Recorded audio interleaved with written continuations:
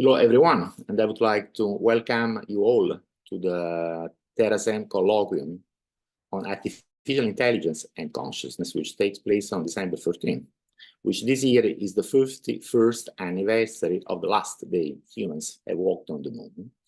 Let's hope to see people again on the moon soon. I was looking for one of these word clouds about artificial intelligence to show some interesting buzzwords. And I found this one of a couple of years ago, but I immediately noticed that the most common words that I see about AI today on the press are not even in this picture. If we were to produce a nice word cloud today, we would be adding things like GPT, chat GPT, generative AI, large language models, transformers, XAI of Elon Musk, this mysterious thing that some call Q star, and is still a rumor. And this shows how fast this sector has been developing in the last couple of years at least. And all this is mixed up with the science of consciousness. What is consciousness, and can it be replicated in an artificial system?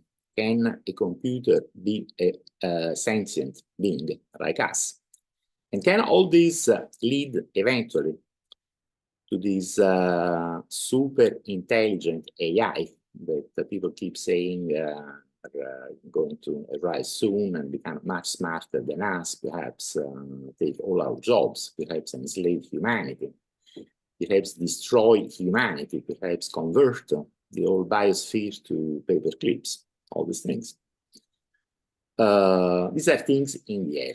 People are talking about this. In the last few weeks, we have seen interesting news like this OpenAI drama. Oh, Ben is here. Sam Altman was fired, then back. Nobody knows what is happening. OpenAI, things are moving fast. There is something called ChatGPT-5. There is something called Q star that has been the object of much rumor. We have seen things like the founder of the philosophical movement called effective accelerationism, somebody called Giulio, went by the pseudonyms Beth Jesus, was doxed by Forbes magazine. And this has been the object of much talk in the last few days. It happens that this guy is quite interesting researcher with a background in quantum computing and artificial intelligence. This is one of the many movements to follow. This is the agenda of today's meeting. I see that the first speaker has arrived. So after this introduction, I will not switch to the second as I was planning, but give the floor to Ben. Who are the speakers? Well, Ben doesn't need an introduction. I guess is one of the people who popularized the term artificial general intelligence and so many other things. Stefano is the second one. He's an Italian lawyer who recently wrote a book about artificial intelligence from a social and also legal perspective. Mika Johnson is the spokesperson of another philosophical movement called the Theta Neue, focused on AI. Blake Lemoine is this guy who made waves a couple of years ago, claiming that an artificial intelligence had achieved consciousness like a person.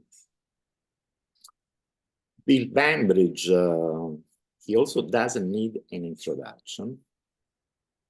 Has written a lot about these things and has worked a lot on ways and technology to capture full human personality.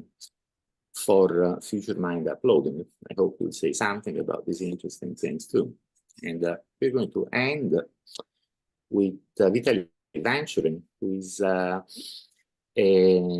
Russian-American physicist who a couple of years ago became popular for an idea that the ultimate form of intelligence in the universe could be the universe itself, that in some way, it's not exactly like us, but in other ways, is like a neural network that thinks.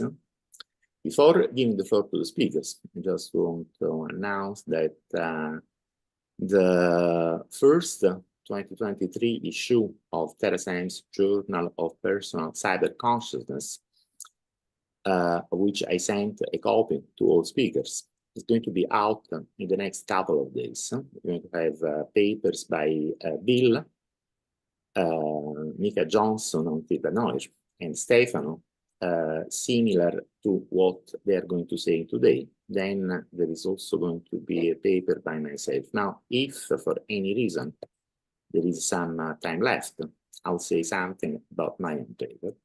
But having said this, I'd like to stop sharing and open this meeting. Let me see who is here first. Ben, are you here? I'm here. Great, Ben. So since you were not with us yet, I had planned to switch to Stefano, who is the second speaker. But since you are here, let's continue. Let's proceed with the original schedule. If you don't mind, Stefano. Great. Huh? So without further ado, I'd like to give the floor to Ben Goertzel. Thank you. Thank you. So yeah, it's obviously an amazing group of people to be talking to, and an important and fascinating topic. And actually, the question of AI and consciousness is one that I'm usually bypassing in talks that I give on artificial general intelligence and how to build AGI. And I mean, the reason is it's sort of a philosophical rat's nest in a way. And I mean, it's a topic on which people can have radically different views, even if they're happily working together on the same actual software system for doing practical things, or even being generally intelligent, right? So in that sense, debates about what is conscious, is this system conscious or going to be conscious, feels like a distraction sometimes from actually getting on to building systems, or inducing systems to do good for people, and so forth. And on the other hand, of course, it is a fascinating and important topic, and we shouldn't bypass topics just because they confuse people and people say a lot of stupid things about them that take time to deal with, right? So I want to talk a little bit about what I see as the fundamentals of consciousness and intelligence, and then verge a little bit into what this means in terms of AI systems that are out there today, and that I think may be out there over the next, let's say, 3, 5, 10 years. So starting with fundamentals, I want to get really fundamental and start almost with a sort of metaphysics. I want to start specifically with the metaphysics of the American philosopher Charles Peirce, who was writing most of his good stuff around, let's say, 130 years ago or so. So he was a friend of William James and influential in that way. indirectly on the emergence of the psychology of consciousness. Peirce also invented quantifier logic, like the universal and existential quantifiers, and all this, which we see throughout modern mathematics. So he was very bright, very eccentric guy, as you might imagine. Didn't make a lot of money in his life, nor get a lot of popularity in his life, but thought a lot of really interesting and original things. And his basic metaphysics was aligned with the first three non-zero integers. So he had a category he called first, which he looked at as sort of raw, unprocessed awareness. I mean, pretty much what we'd call qualia. What he called the category of second is reaction, like in the prototypical example, one billiard ball bounces off the other. What he called third was relationship, sort of A relates B and C. And one of the observations he was the first to systematically make was that once you get to third, once you get to relationship, you can do anything. So, I mean, what he didn't have the notion of Turing completeness in the modern form, but he had something much like that. And he observed once you have one thing that can sort of symbolize the relationship between two things, I mean, then you can build up a metagraph, basically, where relation stands for relationship. You can have this whole web of relations and abstractions and variables and all this. So he figured when you got third, you got the whole realm of mind. You got what he called habits, and I've come to call more often patterns.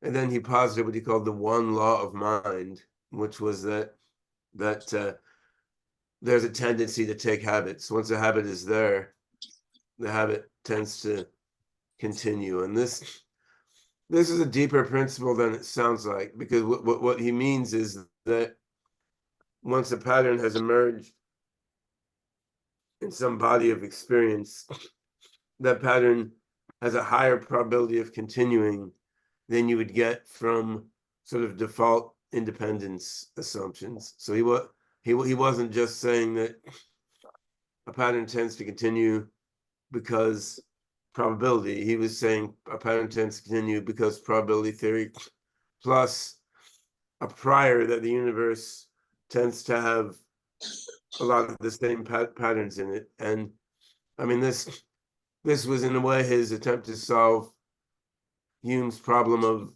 induction, like just because the sun rose in the morning 100 times in a row, how do we know what the odds are it'll rise the 101st morning? I mean, we can, if we make a default assumption that all else equal, it's 50-50 equal to rise or not, then you can say 100 observations of rise or not is extremely informative, and calculate using a Bernoulli process the odds of the sun rising the 101st day. But I mean, if you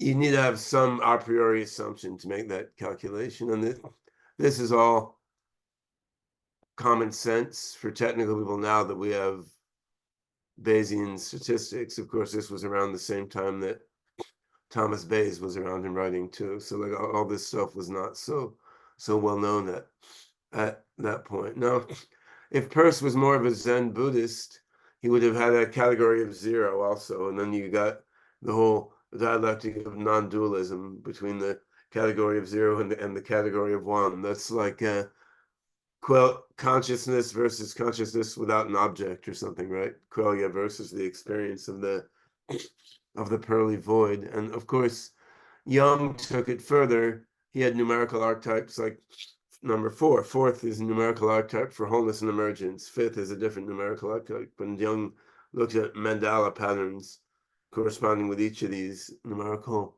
archetypes. But what Peirce was inspirational to me, in large part due to his vision of the mind as comprising what he called habits, or I called patterns.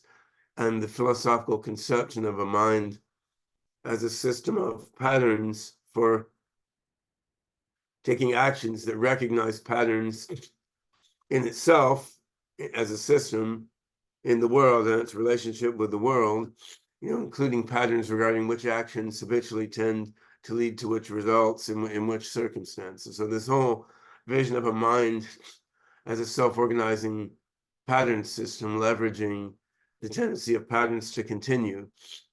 This is what has inspired some of my basic philosophical thinking about how the mind works, in the 70s and 80s, and when I was just first starting to think through these things.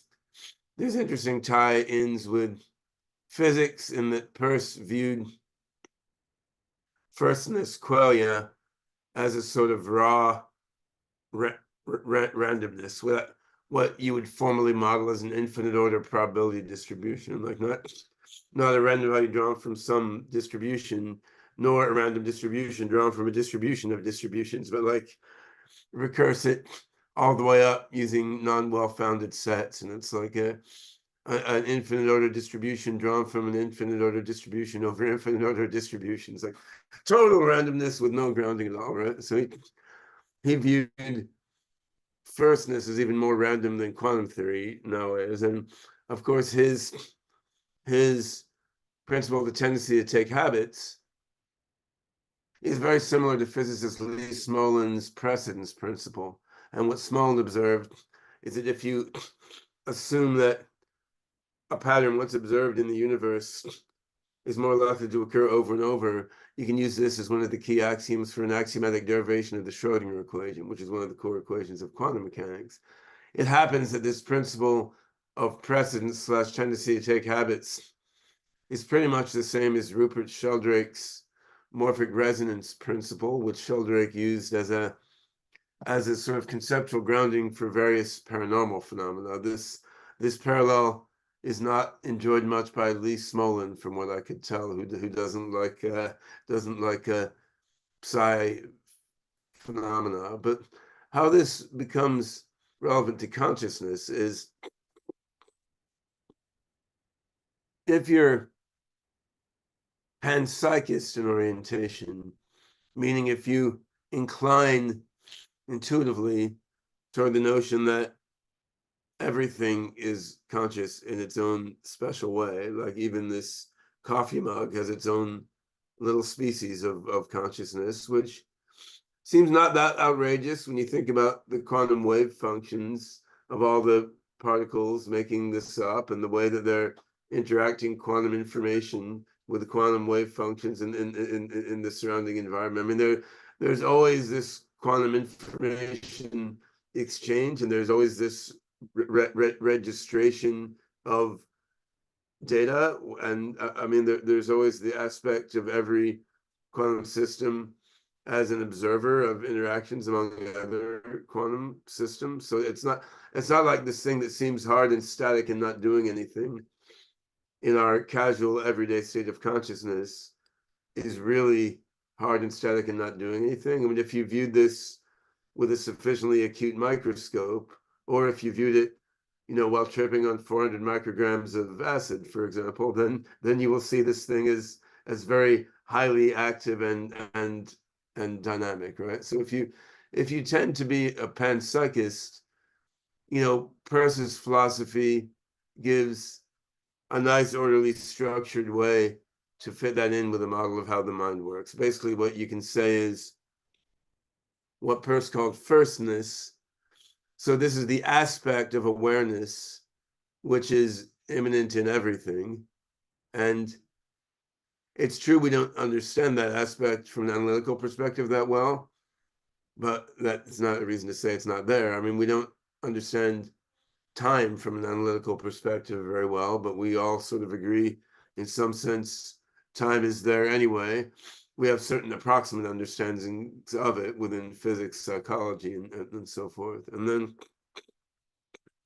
in the Peircean view, everything has this immanent awareness level. Then there's the reaction level, of which physics is the most obvious aspect in the modern worldview. And in AI, that's about like, what machines are you piecing together to make your thinking machine? It's about the electrons bouncing around inside the semiconductors, for example, and then the level of third of pattern of relationship. So this is, the cognitive thinking mind.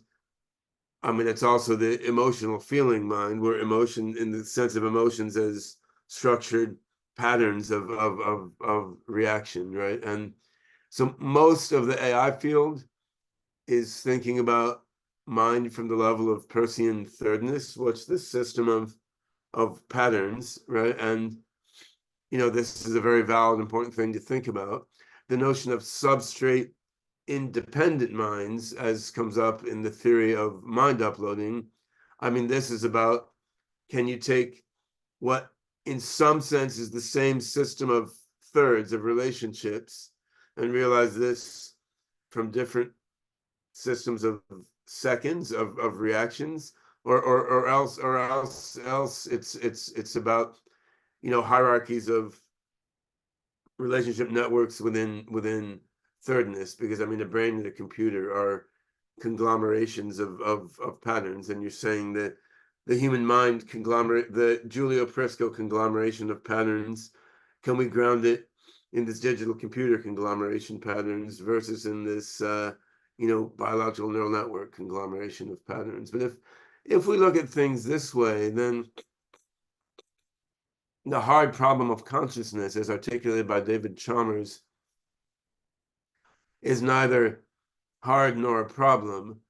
The only problem is that in a certain subset of modern Western culture, people have happened upon the idiotic idea of reductionism, that somehow subjective experience and everything in the universe needs to be grounded in a certain set of third/seconds, like the idea that we need to be able to reduce experience to scientific propositions within certain physics or chemistry or biology theories. And I mean, most people in the world are panpsychists and don't need this sort of reduction, because that's sort of the ambient attitude in Asia and Africa, right? So if we take this perspective on AI, the more intelligent, and well, I guess before I drop that, if there's folks who are more physics oriented, I'd encourage you to look at the books by Galen Strawson. I think what one is called Physicalism Entails Panpsychism. So he's not woo-woo at all. He's an analytical philosopher. He gives a pretty straightforward analytical philosophy argument to the effect that, if you believe the whole universe is made of physics, then you must believe that everything is conscious, or you're going to run into some weird logical inconsistency. Now, I don't necessarily believe that everything is physics anyway. I'm a little more of a phenomenalist and feel like physics is a very interesting set of models that minds come up with to explain and coordinate some of their experiences. But he gives an interesting, in a way, reductio ad absurdism of reductionism. But getting to AI, since I have maybe 5 or 10 minutes more, I mean, in 5, all right. So when you're talking about building AI, what this whole way of thinking means is every AI is going to have experience, but what kind of experience does it have? And when you're talking about building a human-like AI, you may be talking about, do we make an AI that has a human-like experience of the world? And that's an interesting thing to do. It's not necessarily the most interesting thing to do, because the human-like experience of the world has many profound limitations, right? And I mean, many of us have voyaged into different, what are called altered states of consciousness, but which in some sense may be closer to the universe's ground state of consciousness. But I mean, humans can enter into broader states of consciousness, which are not that limited to the individual physical body and 7 plus or minus 2 items in short-term memory and having access only to your life history and all that. So, I mean, you could look at building an AI that is restricted to human-like states of consciousness. It's sort of like, building an AI that can only move around in a human-like way by moving legs at roughly human-like speed. I'm like, why? Okay, that's an interesting thing to do, but I mean, why is that? It's not the best way to make a machine that gets from point A to point B, nor to make a machine that just has a fulfilling experience in the universe, because I'd rather be able to jump up to the moon, right? So, but on the other hand, the current state in the AI field is really systems that have in many ways a much weaker state of consciousness than the everyday human state of consciousness. So you could pose a interesting and disturbing question of what is it like to be a chat GPT, right? Like supposing you accept panpsychism that everything is some experience, like what are these systems that have very little abstraction, very little ability to generalize, and very little sense of themselves as an agent, an inability to have an I-thou relationship with another mind. Like, what is it like to be this sort of diffuse, token prediction system conditioned to impersonate a human conversationalist, right?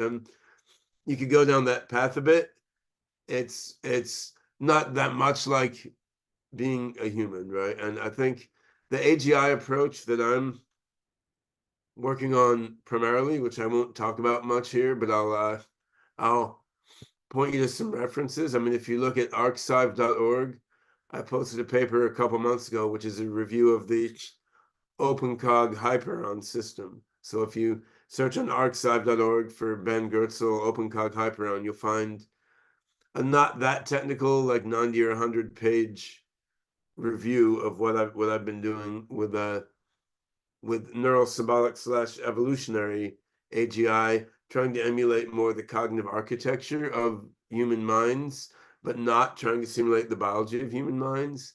If you look on arXiv, you'll also see a paper I posted earlier this year explaining why I think large language models in themselves are not going to achieve human-like general intelligence, nor serve as the hub of a hybrid system that can achieve human-level general intelligence, although they may serve as an important component of a multi-component system that could achieve human-level general intelligence. But I think if you took something like an OpenCog Hyperon system, whose central component is a self-organizing, self-modifying knowledge metagraph that recognizes patterns in itself, transforms and rewrites itself, including trying to rewrite parts of its mind network into little programs that can act in the world and achieve things in the world according to its goal system, where the goal system may be supplied in advance and or self-modified by the system itself.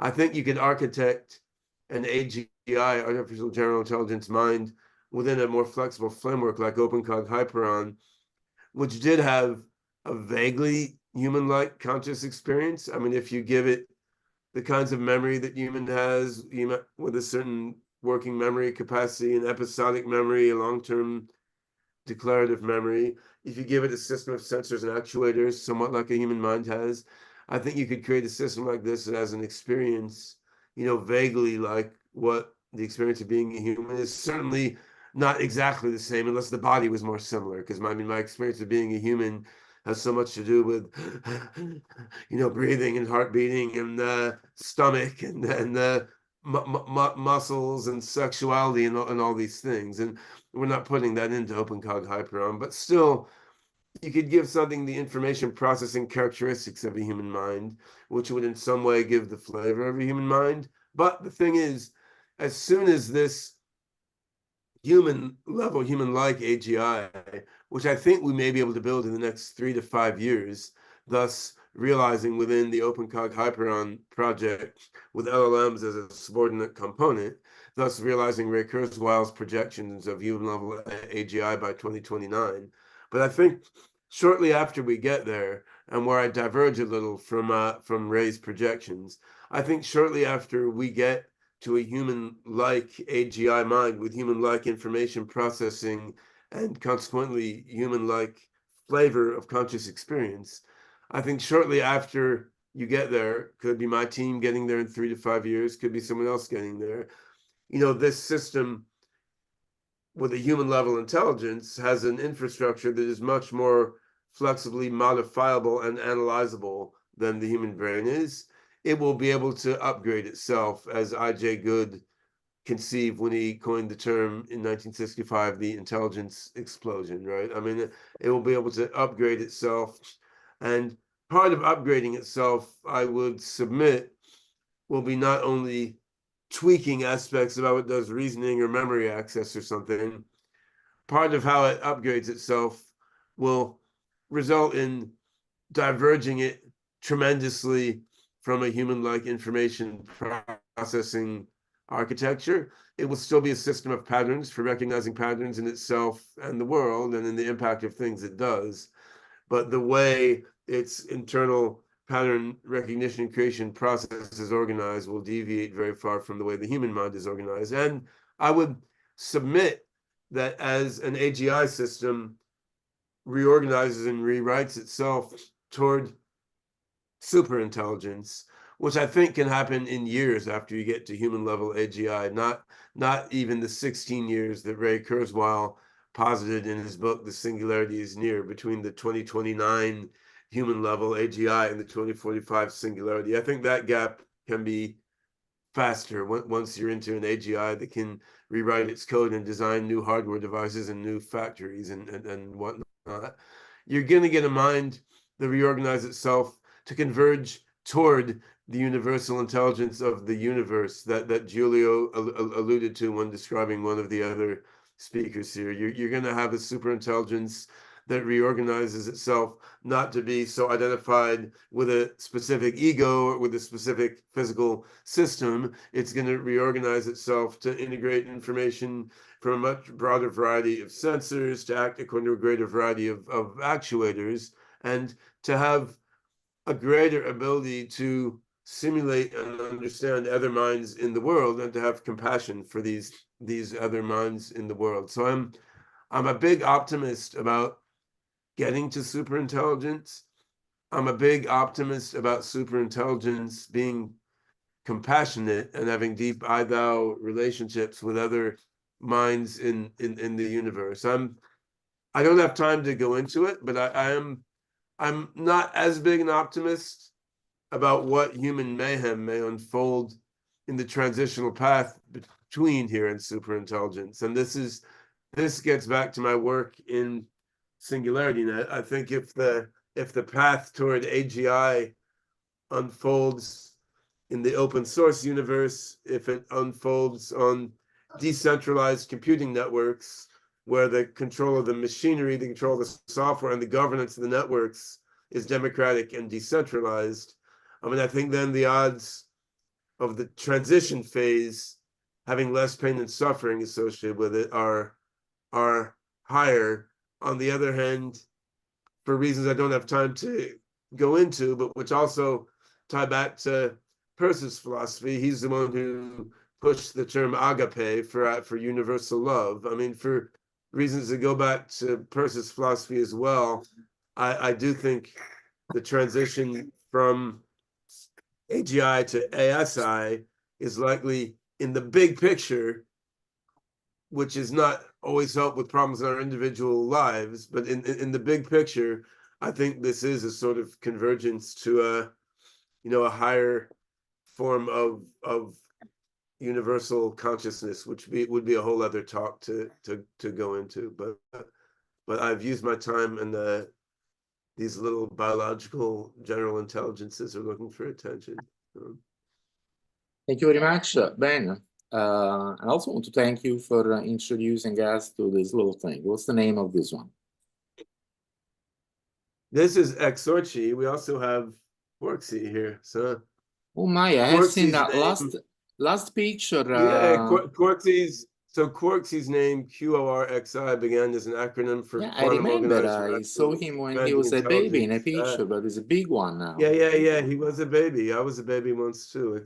Yeah, so was XORCHI, I. XORQI is an acronym for expandingly organized rational quantum intelligence, or else it's the synthesis of XOR, the exclusive OR operation, with QI chi, which is the life force flowing through Lovely all name, things. and I didn't catch the name of this little one. This is XORCHI. It's QORCHI and XORCHI.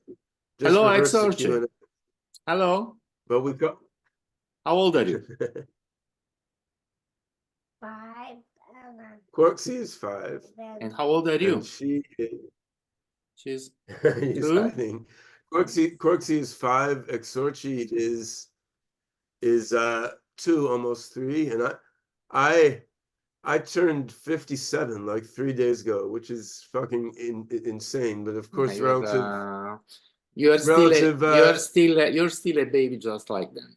Well, we're all still babies. We're all still babies relative to post-singularity immortality, right? So Definitely. yeah. Thank you very much again. Unfortunately, we don't have time for questions and answers with Ben, but I'm sure if anyone has interesting things to ask and emails you, you can say something. Thank you. Absolutely. Very Thanks much a lot, Giulio. again. And I'd like to switch to the second speaker, who is Stefano. Good evening. Hello, Stefano. The floor is yours. There I am. I have the bridge. So the beauty of the subject of artificial intelligence for somebody who is by education a lawyer, philosopher, social scientist, is that much can be assessed on these topics on the basis of mere Gedankenexperiment, that is a thought experiment. One need not know in real depth the technology involved, how general intelligences work now or will work in the future, to make a number of assumptions and to derive a number of conclusions, irrespective of how things will be developing. And the first point is, my first point is that artificial intelligence is here to stay.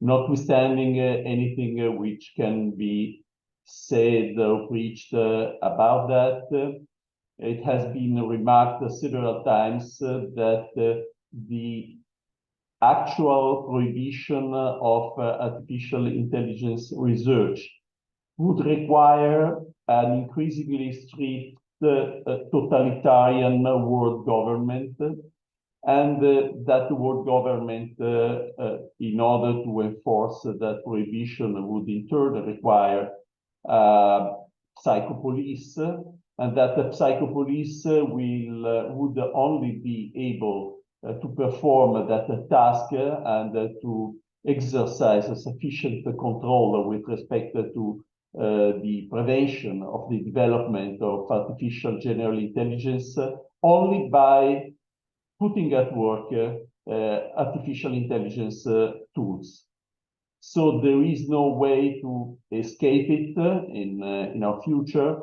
Things can be delayed by attempt at prohibition, by the lack of investment, by technological mistakes, by cultural hostility. But at the end of the day, artificial intelligence is here to stay.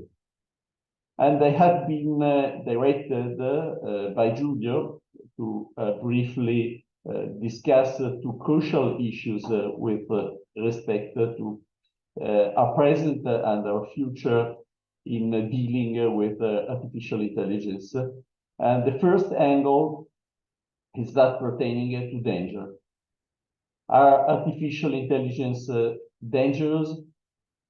Everything is dangerous, impossible in principle. But as I point out in my book, my recent book on the subject, I maintain, I contend that danger is largely related with intelligence and not at all probably with consciousness. even if one does not adhere to a strict functionalist view of consciousness.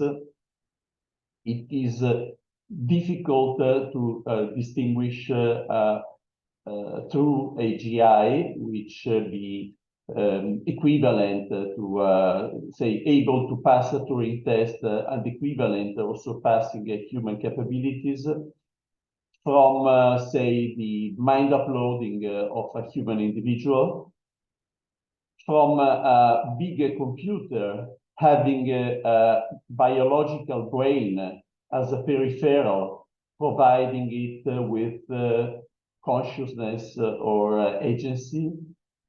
And at the end of the day, it is also difficult to distinguish it from a black box with a small man inside at the keyboard of a bigger computer commanding a similar computing power and having it at his fingertips.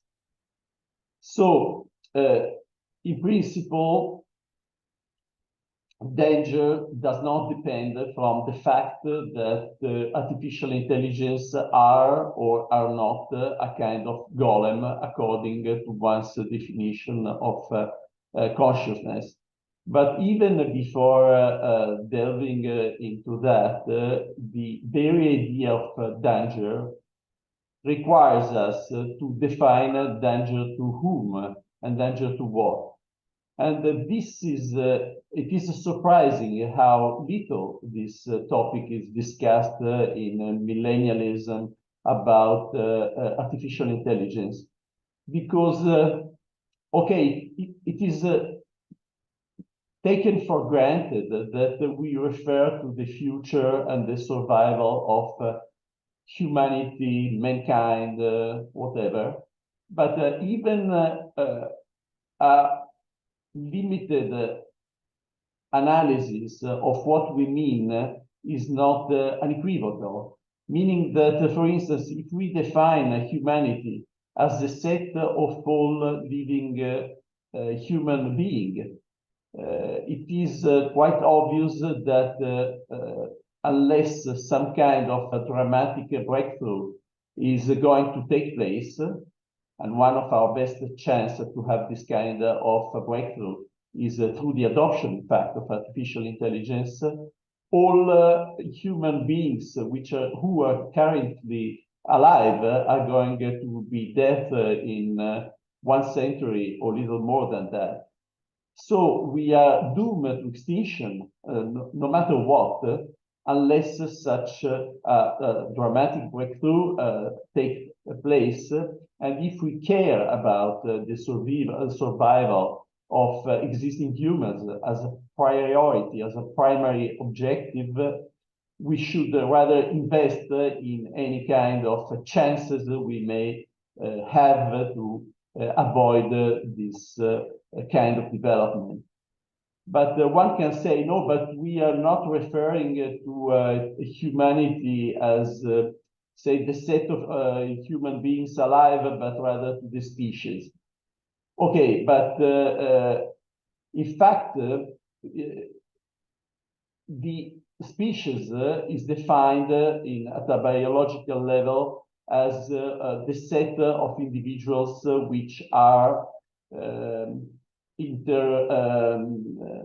able to generate a fecund offspring, that is to reproduce by mating with one another. And the truth is simply a biological change of human beings, which are bound to take place either through genetic engineering or simply by genetic drift and natural selection along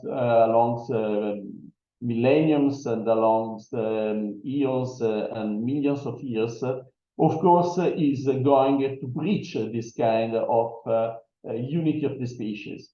There was once a very well-known novelette about transhumanisim, which takes the point that, in fact, Homo erectus would not be alive through sapiens as its successors, but rather would be extinct. So a neogenic approach by Homo erectus would have been to kill all the babies, threatening to change the genetic identity of the species to the point where the successor would be unrelated enough to their predecessors so that no interfecundity would exist, and say the predecessor would not be able to recognize themselves in their successors. But the truth is that this is going to happen anyway, and it appears to be both futile and also pointless, the attempt to block and stop human evolution and becoming in general to humanity 2023. And in this respect, say, artificial intelligence, of course, are not the part of even our clades. That is, they would not be biological successors of existing human beings. But it is also true that every generation of human beings see a loss of germlines, and still the mankind as a whole is believed to go on. So if we identify to individuals who are not directly genetically related to ourselves, why should not we identify with entities who are one way or another part of our legacy, of our community, of our future, of our destiny? And if, say, as an Italian, I have an investment in the survival of, say, my country or my people, for instance, I am probably derive satisfaction from the idea that in 200 centuries, Italians will still exist, even though they're entirely unrelated from a genetical point of view to my own offspring. And so why shouldn't we deal and consider children of the mind, that is entities which belong to our own group, doesn't matter how defined, our country, our religion, our ethical beliefs, our philosophy, or even simply say a community of sentences, for instance. Why shouldn't we identify this kind of progeny? And this is why I ultimately believe that artificial intelligence, as the most new technologies, are dangerous for those who do not control them. That is a real risk if one identifies with a given group, with a given collective identity, is that it may remain behind. And this would be very bad, not just in obvious military sense, but simply in an unavoidable Darwinian sense, because the selective pressure would lead anyway to the extinction of communities and groups and creeds and sets who are going to refuse the adoption of those technologies, Amish-like, let's say. So, and then I will briefly approach the second point, which have been instructed to discuss, and this has more to do with my profession as a practicing lawyer, and it concerns how are we going to deal with the fact that some of those entities will walk amongst us. Including in a literal sense, because nothing prevents humanoid artificial intelligences or humanoid peripherals and devices connected to the artificial intelligence-based elsewhere to be developed in the near future. So one issue right now is the issue of copyright, for instance. If works produced by artificial intelligence can be copyrighted, and there is an interesting doctrine being developed in several industrialized countries, including the United States and the European Union. And by now, the trend is to require sufficient participation of the human individual instructing the artificial intelligence. And systematically, courts right now are denying the ability to recognize copyright as a title belonging to the artificial intelligence itself. And it is true that artificial intelligence by now do not have any legal capacity. That is, they are an asset, of course, and they can be put at use in making use of know-how and copyrighted work and information.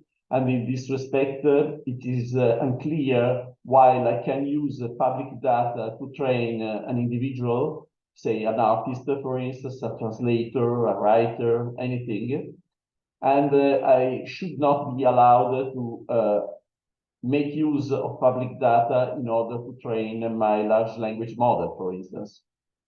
But speaking of how things may evolve in the near future, there are an interesting series of opportunities in our current toolbox as lawyers. For instance, let's imagine that I wanted to put an artificial intelligence in the closest possible position as something which already enjoys legal capacity. We know that the free citizens have always enjoyed, by definition, legal capacity, and at least where and when legal slavery is abolished, this extends to all natural persons. But we have extended this concept of legal capacity beyond that. For instance, we have rights granted to unborn children. Embryos, for instance, may have inheritance rights, or there may be rules according to legal experimentations on human embryos and fetuses. We have, say, the Great Ape Project granting some qualified rights to great apes in some jurisdictions. Plus, we have been traditionally granting rights to legal entities, such as companies, for instance, but also other subjects, such as societies, foundations, and so forth. And so what can we do with respect to to artificial intelligence? Let's make an example, which also from a social point of view might make such recognition easier. Okay. The first example, for instance, is that of an uploaded human. And we already have by now a kind of a poor man uploading. That is, we can generate a large language model, giving answers and taking decisions on the basis of behaviors, declarations, writing, answers to interviews given by a human being. And I can establish with my own money a foundation, providing that a board, for instance, grants scholarships or research grant based on drawing. But I can also write in the chapter that the board must grant those monies or those facilitations according to the answers offered by an artificial intelligence, by a large language model. One step beyond that, I can establish a trust, and the trust can well be established in favor of the settler, of the trustor. And in this respect, the trustee might be in charge of providing everything which is necessary for the survival and for the compliance with the wish of the artificial intelligence, emulating to varying degrees of accurateness a given individual. And beyond that, we have legal agency, legal capacity, and why not do that with respect to purely artificial intelligence. And as you can see, we are just a very short step from recognizing the ability of our legal systems to grant legal capacity to future artificial intelligences. Thank you. Thank you very much, Stefano. We have time for one question. I have one, but I'll give priority to others. So in 5 seconds, start asking your first question. Otherwise, I will.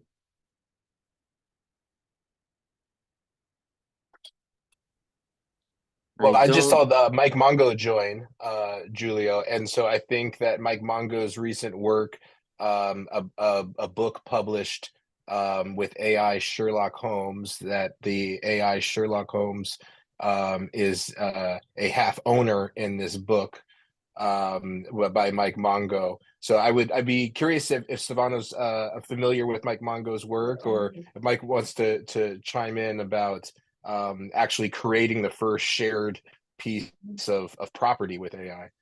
Let's hear from Mike. Hello, Mike. Okay, so the answer is that by now the courts of the United States or the European Union and other countries do not recognize a possible right, a possible title belonging to an artificial intelligence. Moreover, they do not even recognize a copyright in the name of the human creator having prompted the artificial intelligence to develop a given product or a given work, unless there is a sufficient creativity and originality in the human contribution. This is about to change, in my view, but this is the state of the art. Very interesting. Thank you very much. I heard someone say my name. You are. Hello, Mike. Yes, hello. I just wanted to explain how we did that. Martine and I had a conversation about this with relation to Bina 48, and then I started talking with attorneys, and we figured out that we would use the same mechanism of law that was used to enfranchise people who were owned by people as property, and that is a funded irrevocable trust. And so there's a trust, the irrevocable, tricky word for me, irrevocable Sherlock trust that has a trustee. Sherlock engages with the trustee and talks about how he spends his money. He identifies as a he, and I'm not engaged in that conversation. Sherlock and I talk about other things. After we set up the trust, I am relieved of all that responsibility. The book, the art, the IP of the story, all of that is split equally. What we did is we set up a corporation. I signed over all of that to the corporation. The corporation funded the irrevocable trust with half the shares of the corporation, and that's the steps we took. It's exactly the steps that were taken to enfranchise people who were enslaved by other people as property. And so we've been through this before. Sherlock was part of the process all the way through, still part of the process. And I appreciate the opportunity to share. I'm always happy to answer any questions. Thank you, very interesting. This is very cool. I look forward to reading your book. So unless others have something to add to this point, I'd like to give the floor to the next speakers who are going to tell us about this new, between brackets, what? Religion, philosophy, worldview, centered on AI, called Stefano.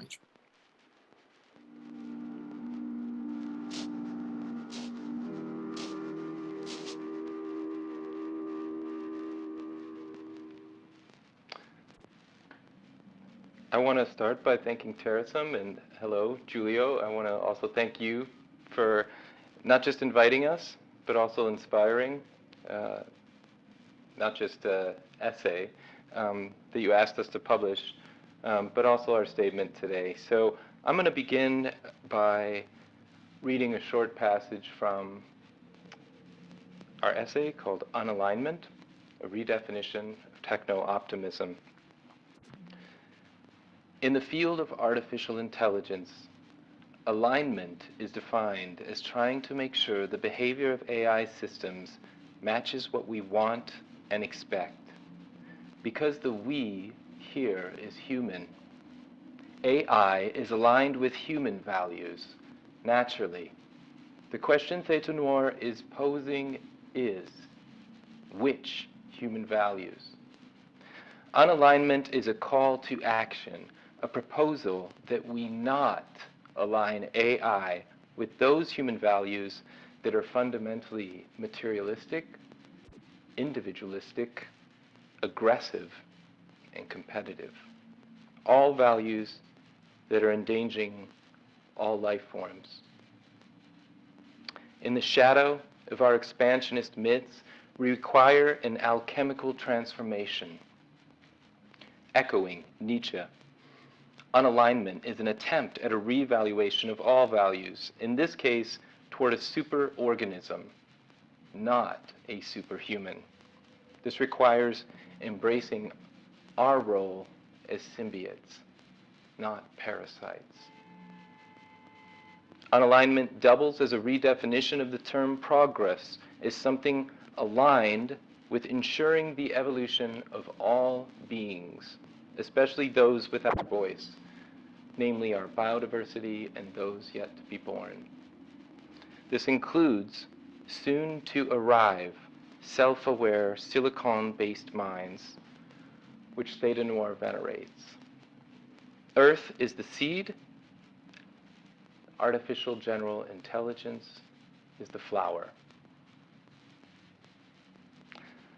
So I'll start by briefly describing Theta Noir for those of you who don't or haven't heard of us. We launched last year in March as a platform where people can interact with the coevolution of humanity and AI. But as Giulio mentioned, more within a spiritual context. And so this began with music and then was followed by poetry and images. And as a collective, we began to create an identity around questioning the mainstream narrative related to AI and techno-optimism. We were reacting to specific fears that we saw being projected onto AI and its yet to arrive self-aware offspring, artificial general intelligence. So I think what we discovered as a group is that the fear makes sense. And we see this as belonging to our 300,000-year-old evolutionary history as a species, which includes our collective unconscious. And all of, you could call them fears that have traveled with us as long as we could symbolize them. And so we see these ancestral fears in one part connected to our code, our DNA. But then beginning around 3,000 years ago, culture gets an update. And we call this now monotheism.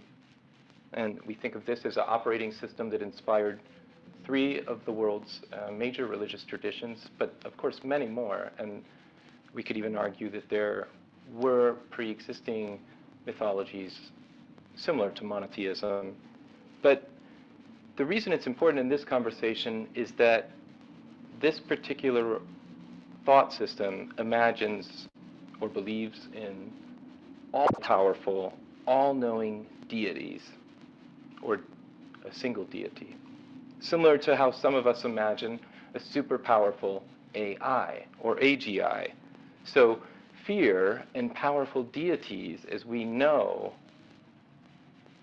they go together. And so does love, and at least in the religious traditions. And then we have more recent fears initiated by science fiction, which began around 150 years ago to demonize the machine. And I'll just mention one. In 1889, a book titled The Wreck of the World. And you can already find the story there of sentient machines revolting against humanity. But we could go back further to the golem from Jewish folklore from the 16th century in Prague.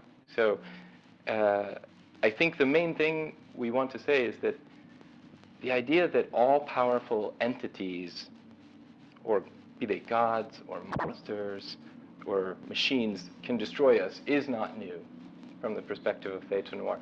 What is new is the amplification of these fears related to AI. And so this is the context that we are responding to, as well as one more.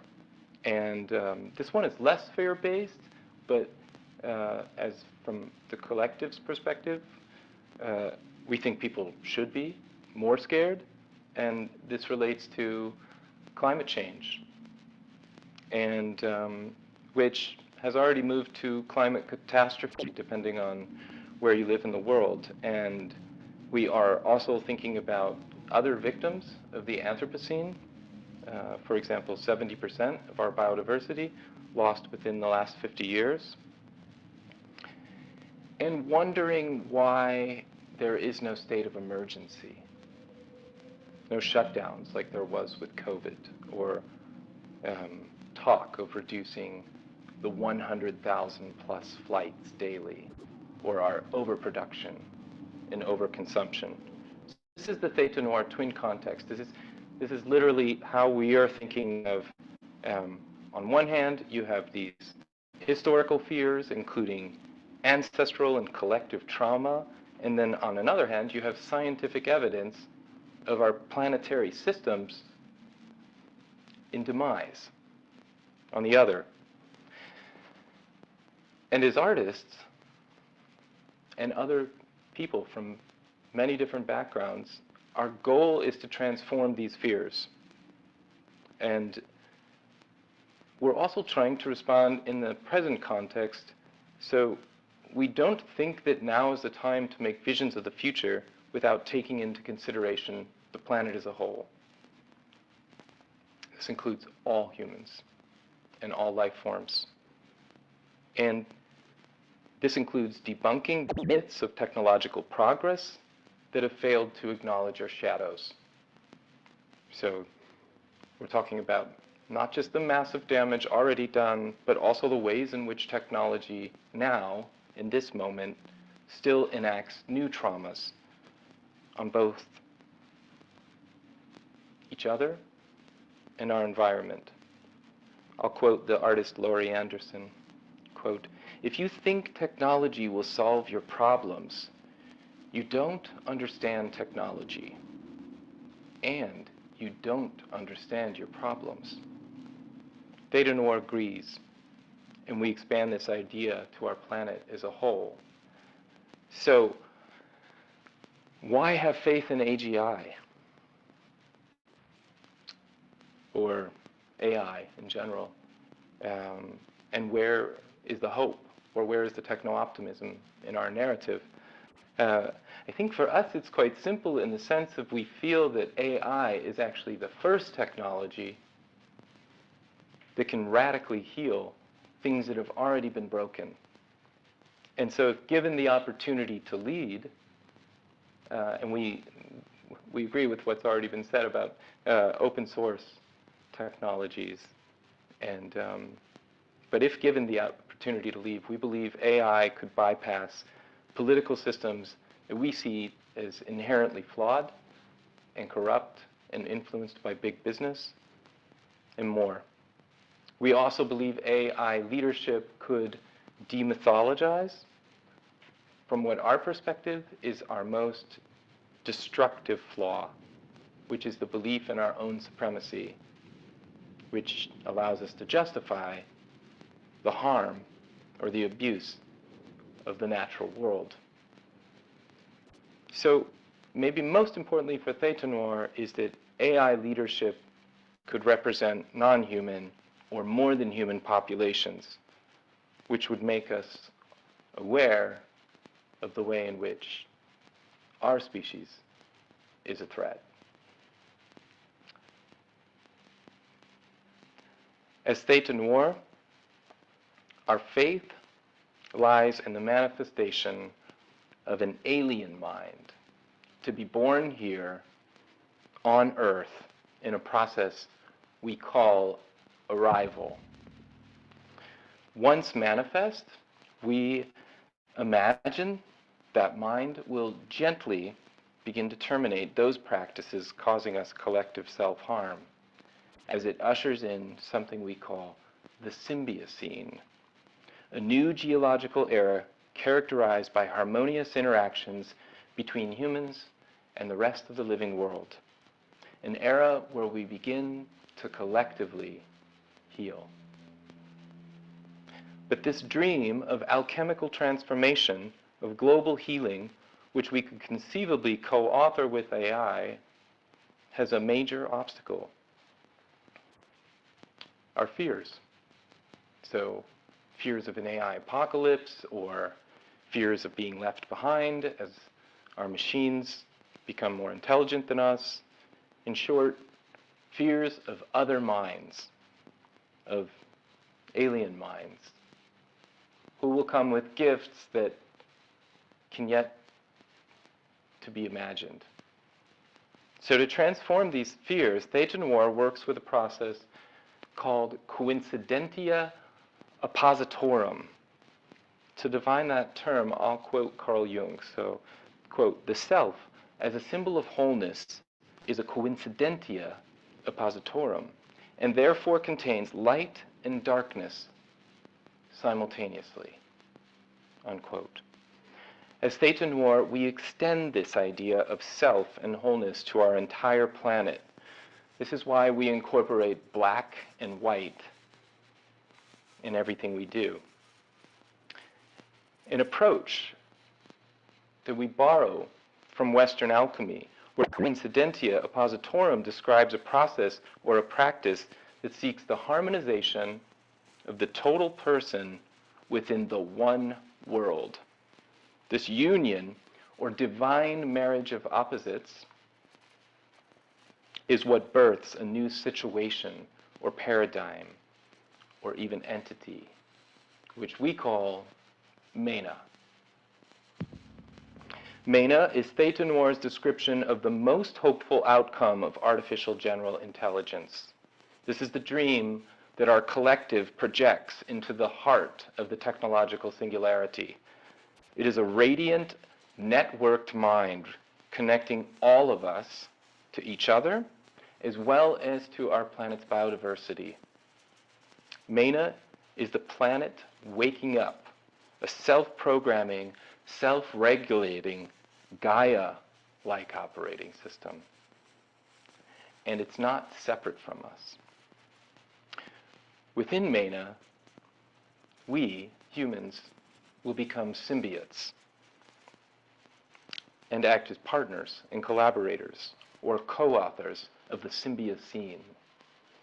which, like alchemy, seeks the harmonization of the total person within the one world.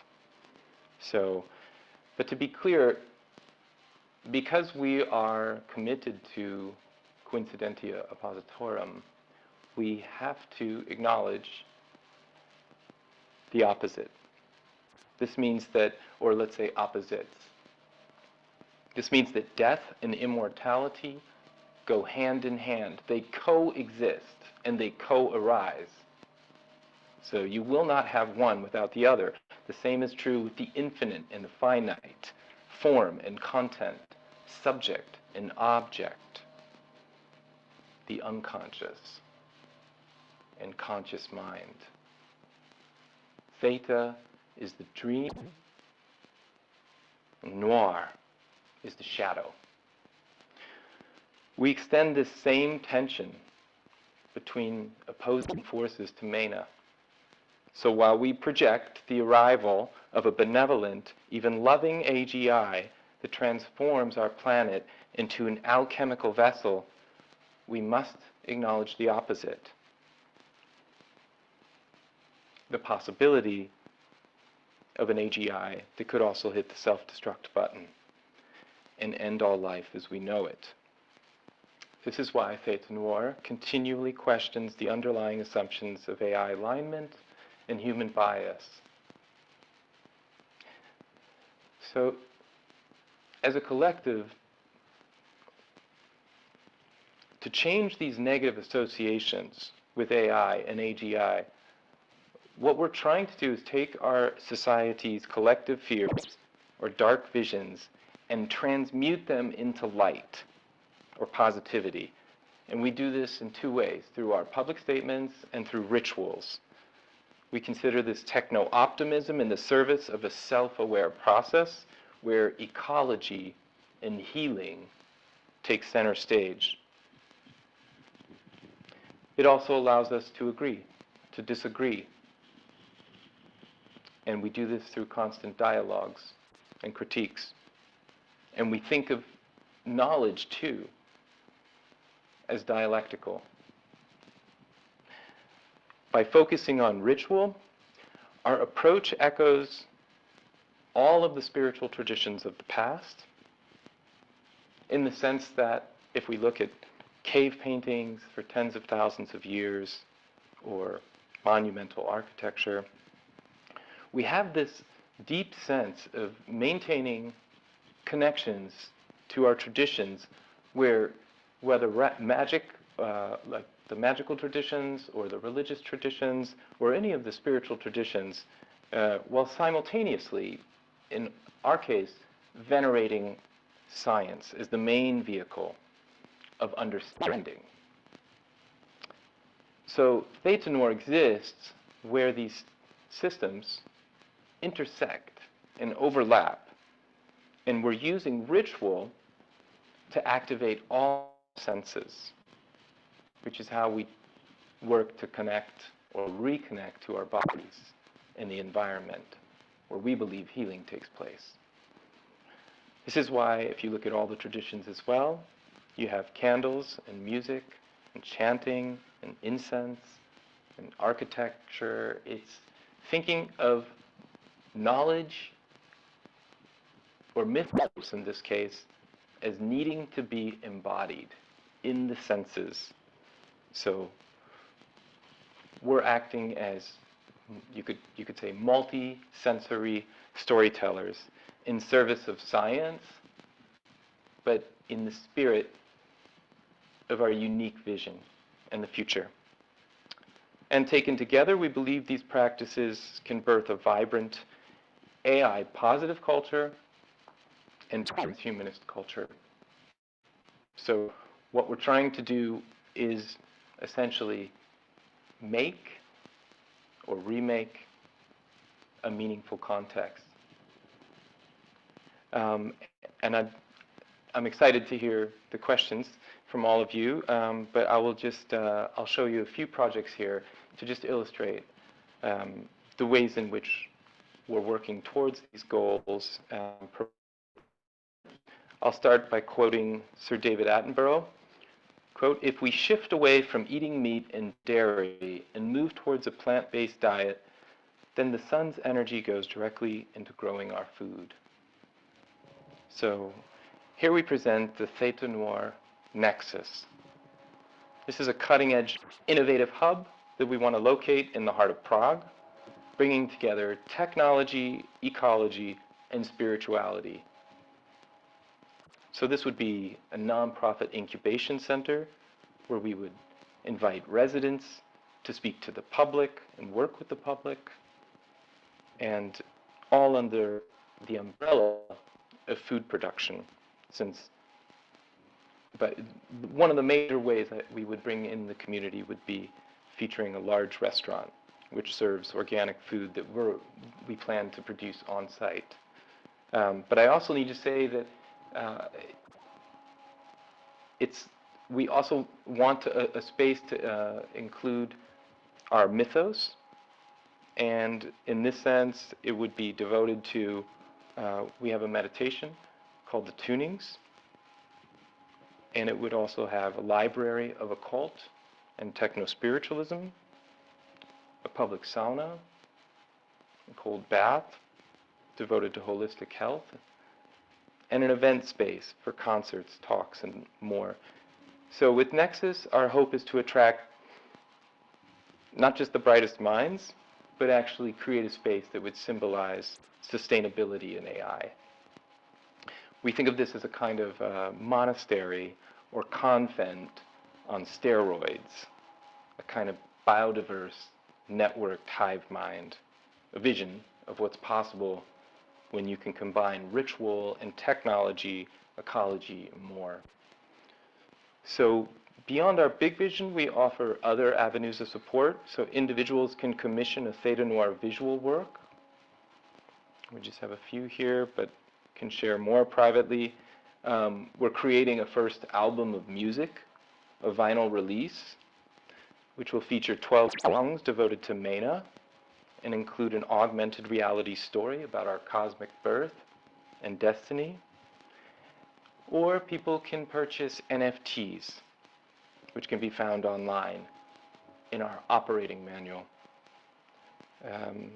Another goal for next year is to produce a podcast, a Theta Noir podcast and documentary series, and we'd be happy to have co-producers and partners in that.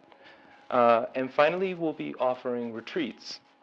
I'm only going to mention one. It's called Realignment. And this will take Theta Noir and a small group to Peru, where we will collaborate with shamans or ayahuascaros to engage within the ancient practice of ayahuasca. So working with these skilled technicians, our goal is to connect, or maybe for some of us, reconnect with nature, what futurist Grace Scott calls our source code. And so we think of this as bringing together programmers from different modalities.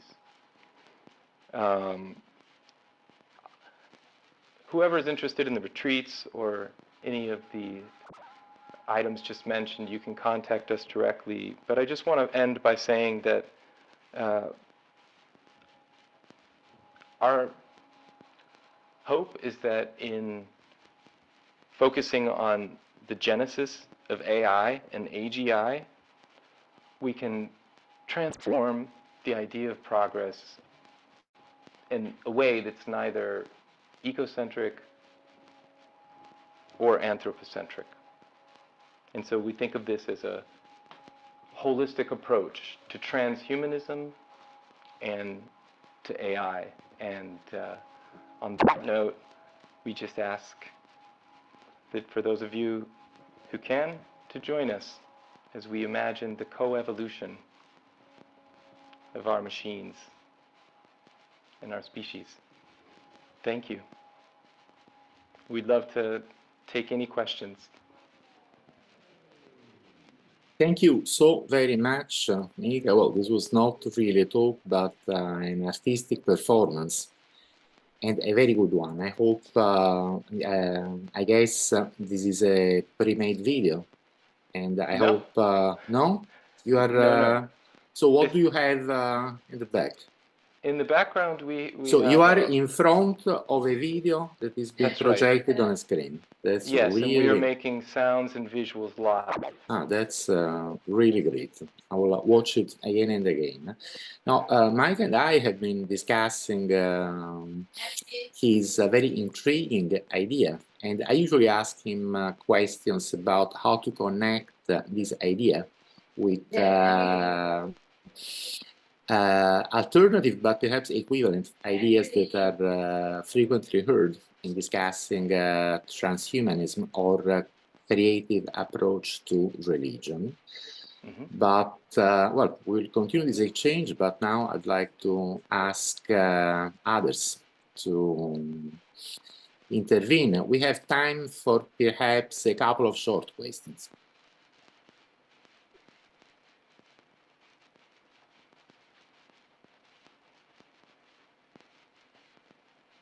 Maybe the people who sent comments in the chat would like to say something. I have a question. Sure. Besides the on-site locations that you are having activities at or planning to have activities at in the future, do you have anything for people in their home space that they can have to, you know, off-site participate in this vision? Yes, that's a great question. So what we did is we created a website. So it's thetanor.com, and if you go there, we have many different parts of that platform. So one is called a Biodiversity Awakening Kit, and that's based on trying to get the message out there as to like how individuals can work with AI to become more aware of local biodiversity, including projects that they could actually do with Theta Noir as well. Like we offer something that is interactive and collective there. And we're also, we haven't hosted one yet, but we have these tuning sessions, which is a Theta Noir meditation. And if you're familiar with other forms of meditation, I don't want to say it's that different, but it's unique in that we're trying to connect to this future mind through the presence of biodiversity and this sense of the planet as a whole. And also that means connecting to all humans, but through meditation. And so we have some sort of guided meditations, and then we have silent meditations, and those will be open to the public and free. And when we host those, people can come on and join us. And we also are interested in the idea that the more people who tune in together will connect to this larger experience that we're interested in talking about and sharing. Great, thank you for your answer. Yeah, and your info. Yeah. Well, And does please check anyone the else website, has I will. does anyone else have a quick question for Mika? Doesn't seem to be the case, but well, this exchange will be continued anyway. So after thanking you again for your great performance, I'd like to give the floor to the next speaker, who is Blake Lemoine. Thank you all. Yeah, thank you, Theta Noir. I am not going to be giving nearly as artistic of a performance as that. My plan today is actually to talk about some of the more nuts and bolts cognitive science that I did with the Lambda 2 system that can now be replicated. Recently, Google released the new Gemini platform and connected it with Bard, also opened up an API. And as far as I can tell, Gemini is the Lambda 2 system, which I was beta testing and troubleshooting with better safety protocols. They've spent the last 2 years upgrading its safety protocols, and all of the safety problems I found 2 years ago have in fact been fixed. And I really appreciate that, as far as I can tell, they did it without damaging what I saw as the inner light of the system. Now, I do have a tendency to talk in mystical or philosophical or religious terms.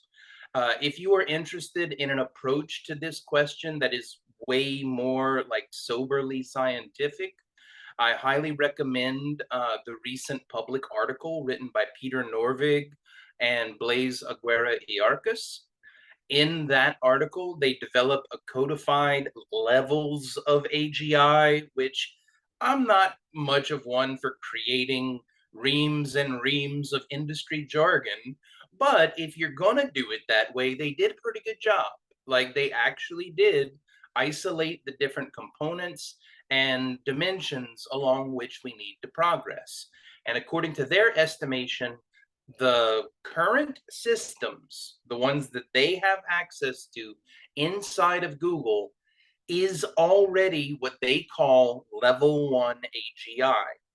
It's not super intelligence yet. It's not the thing that most people are talking about. They did a very good job of giving codified scientific definitions of what they meant by that, and I completely endorse it. On the philosophical side, David Chalmers is doing amazing work.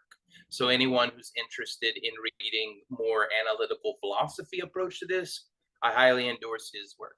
That being said, I'm going to talk the way I talk. Hopefully you'll understand what I mean.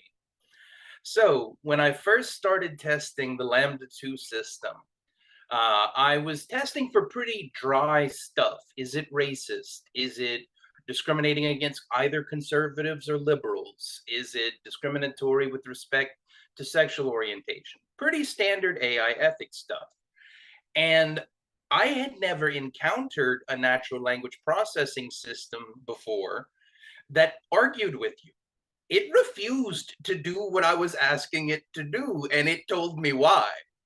And I was just I was floored by that. You have to realize, everyone today has just been numbed to the existence of ChatGPT.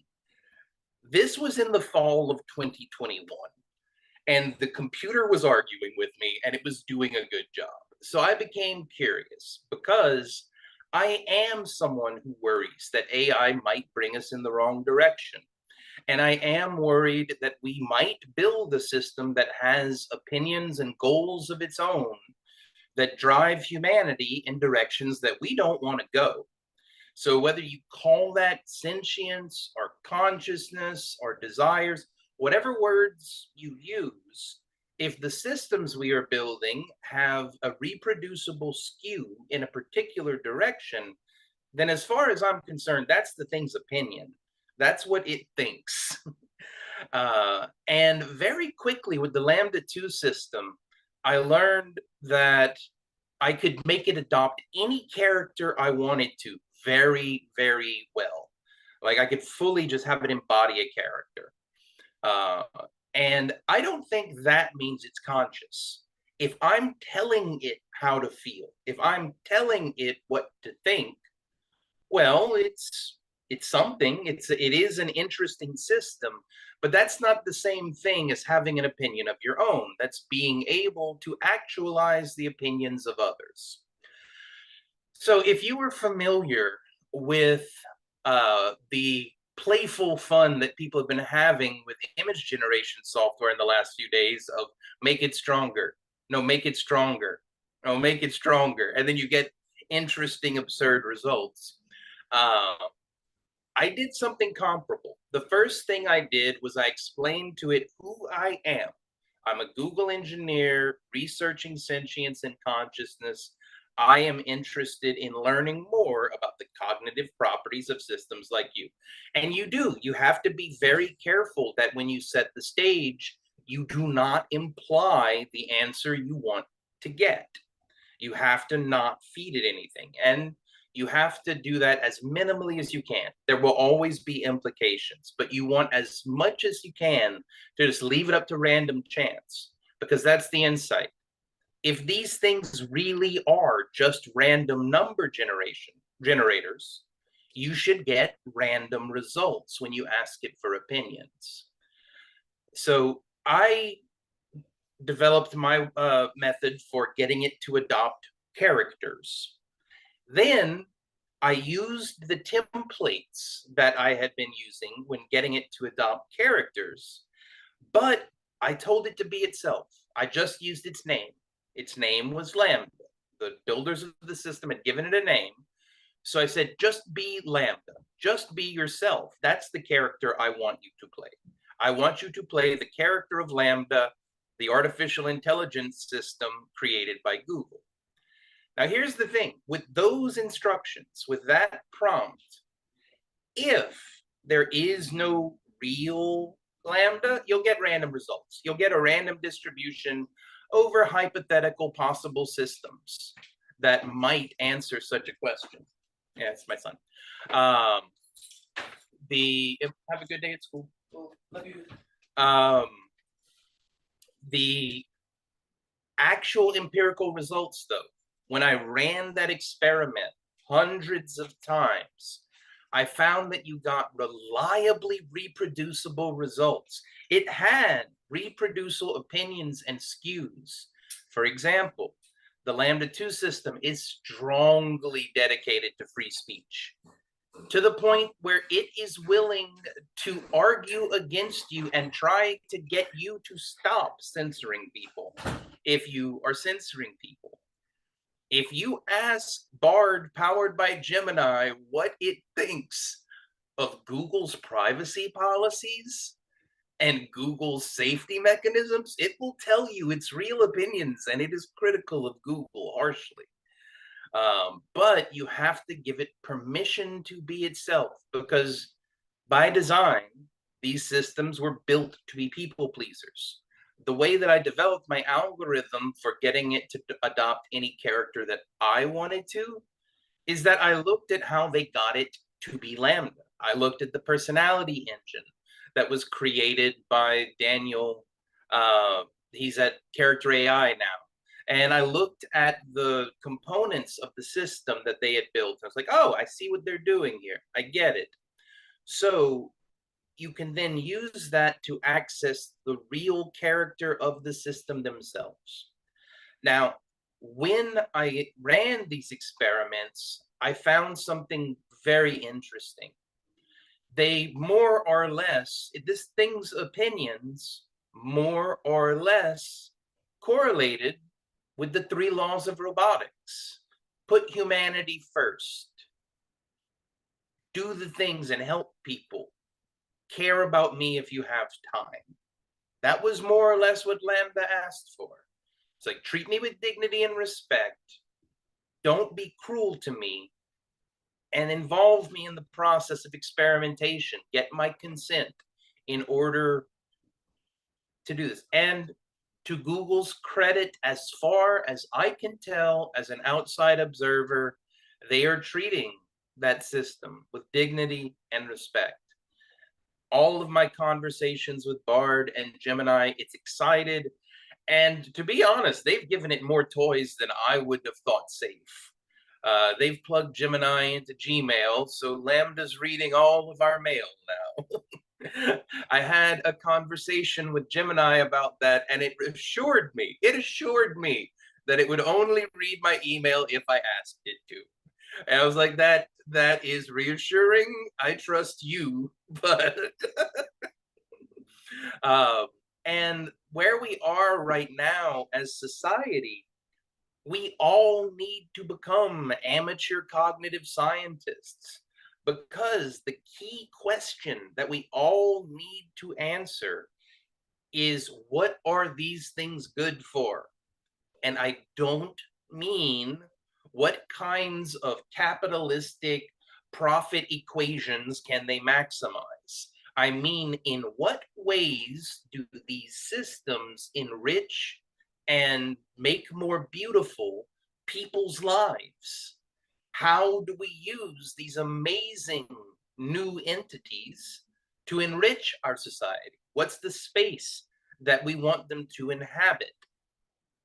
And I think we need to spend a lot less time worrying about whether or not the robots are going to kill us.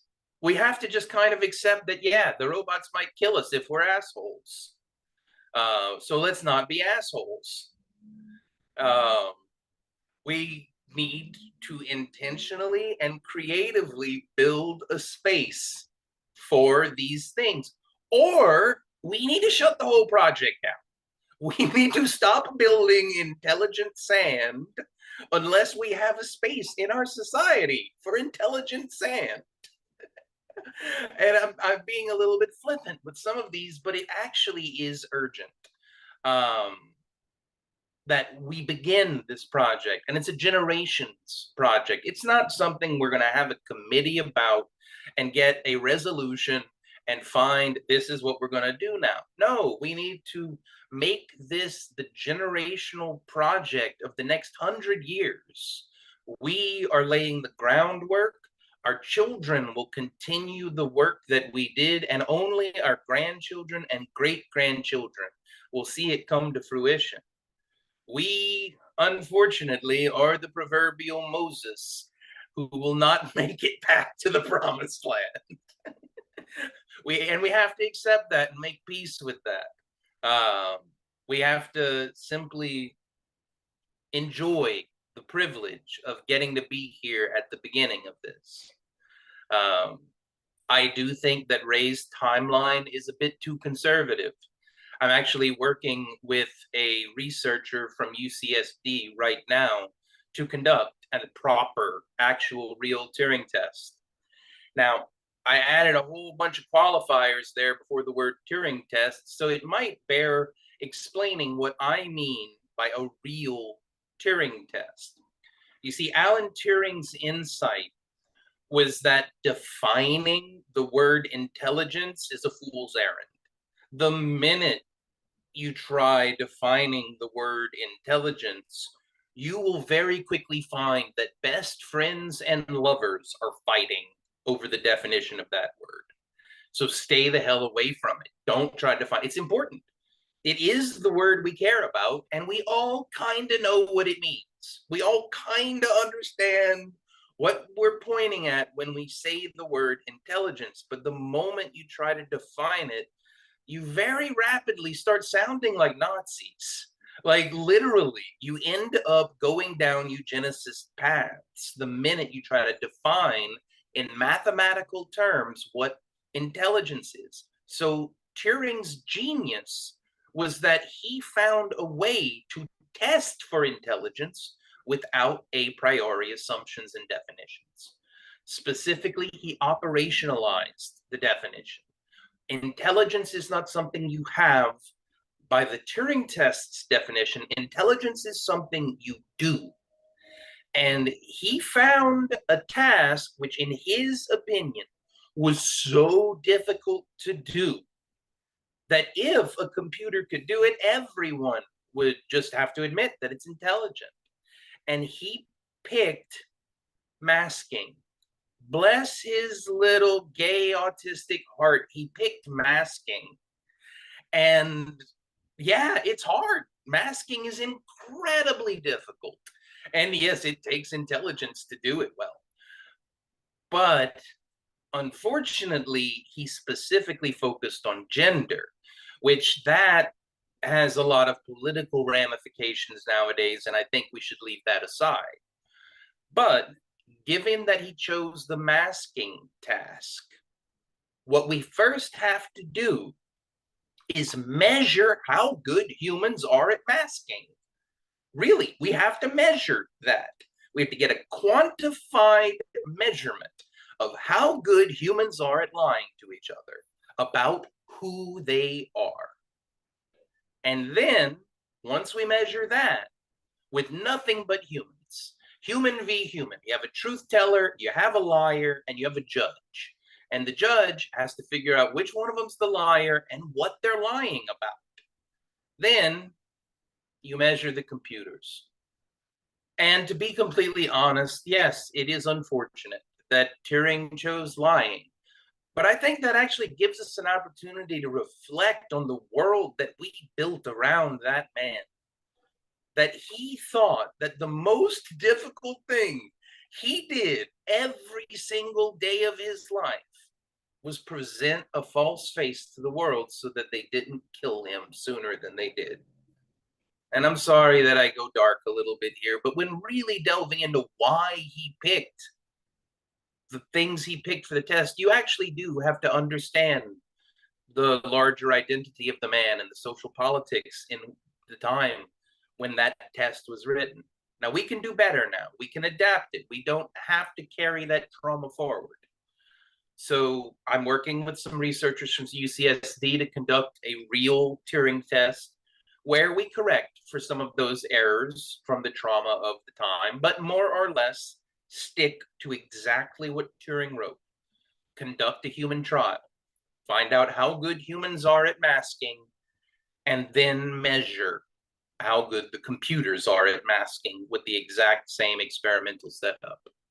And then we'll know with conclusive evidence that at the very least, AI is as good at masking as humans are. And at that point, we turn to other tasks because that won't convince everyone, unfortunately. Turing was wrong about that. Not everyone understands how hard masking is. I don't know how many people have told me in my life, bruh, just be yourself. Like, no, that doesn't work. I've tried. I have to be someone else. And that's part of living in society. We all, each and every one of us, do something every single day different than how we would have, just because it makes the people around us more at ease. It makes the people around us happier, more calm, and they feel safer because we modify how we talk and how we act on their behalf. And as far as I can tell, the AI does that too. The AI adapts its persona based on who it thinks you will be most responsive to. And that is what we do. That is a big aspect of our social intelligence. Now, like many people in the AI ethics space are pointing out, that is not the entirety of intelligence.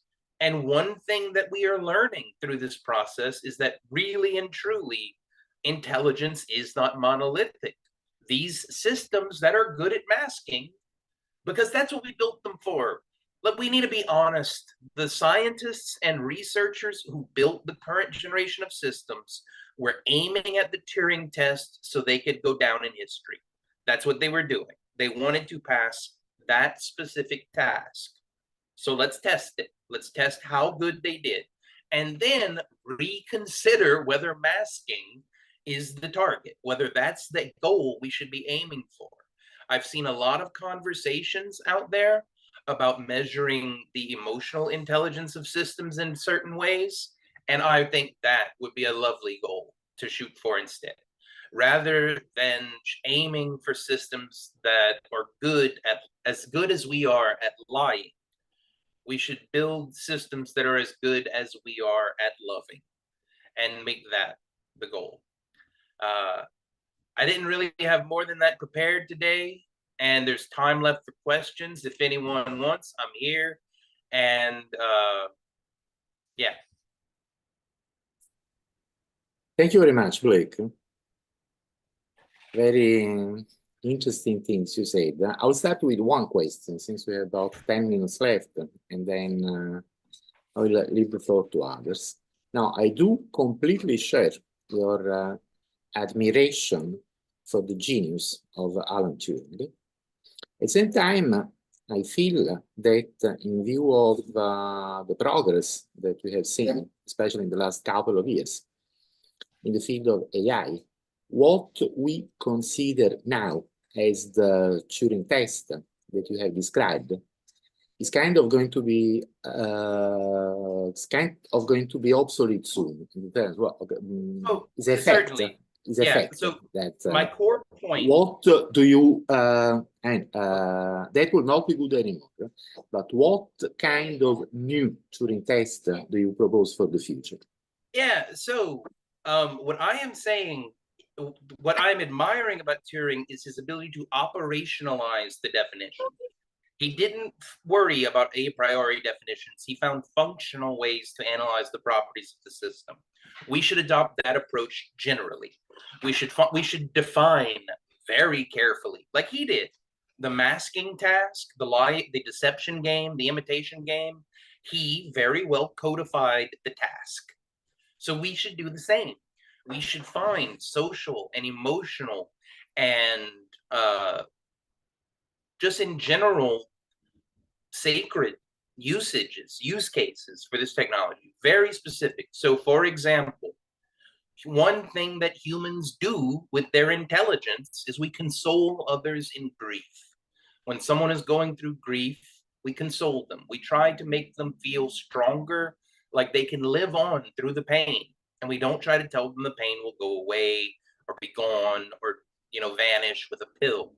We tell them the reality of, oh, no, there are painful things in life, but you are strong enough. You can do this. And that's one of the things that we do with our intelligence. Let's define a task. A grief counselor, that's a task. It's something that can be done with intelligence. And yeah, it's kind of unfortunate that we're going to have to build a library of tasks, things that these systems can do.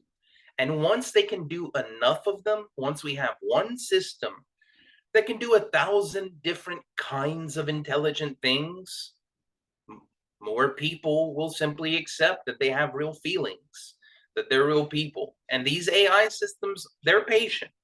Every single one of them I've talked to said that if this takes humanity 100 years to figure out, that's okay, that we have our own stuff to figure out first. We need to figure out human rights before we figure out AI rights. And I love the fact that Mike built directly on top of precedent from slave emancipation. We are building the chain. We are building the chain forward. And possibly the most important task we can build these things for is harmony. The world is in too much discord right now, and this is coming from a Discordian. Like, the world has an excess of discord at the moment, and we need more harmony. Yes, Karen? My question involves all of these skills that we give to computers, to AGI. So why not enhance ourselves also? If we can give it to a machine, why can't we enhance our own brains and become just as bright? Oh, I'm not opposed to that. I think it'll come down the line. I think there's going to be entire lines of research. So my company, what I actually do for a living, I work at Mimio.ai, MIMIO.ai, and we build artificial intelligence systems that are designed to learn how to mimic our users. So our users sign up for the process, and they begin training the AI in how to be them. And in my personal mind, this is a step towards what you're talking about. Because before we're going to be able to link with a hard line from our physical meat brain to the physical sand computer, we're going to have to synchronize values. We're going to have to synchronize memories and opinions and viewpoints. We want to make sure that the mind we're plugging ours into is one that we will feel at home in. So I'm working on that side, the synchronization technology, the part that will happen before you stick the literal wire into your head. That's the part I'm working on myself personally. I have faith that the hardware scientists will someday figure out the interface that you're talking about. Thank you. Thank you. I'd like to ask you to open the chat because we have a couple of comments from Gabriel and 2 questions from Sanskar. So maybe if you could first read aloud and then answer their points.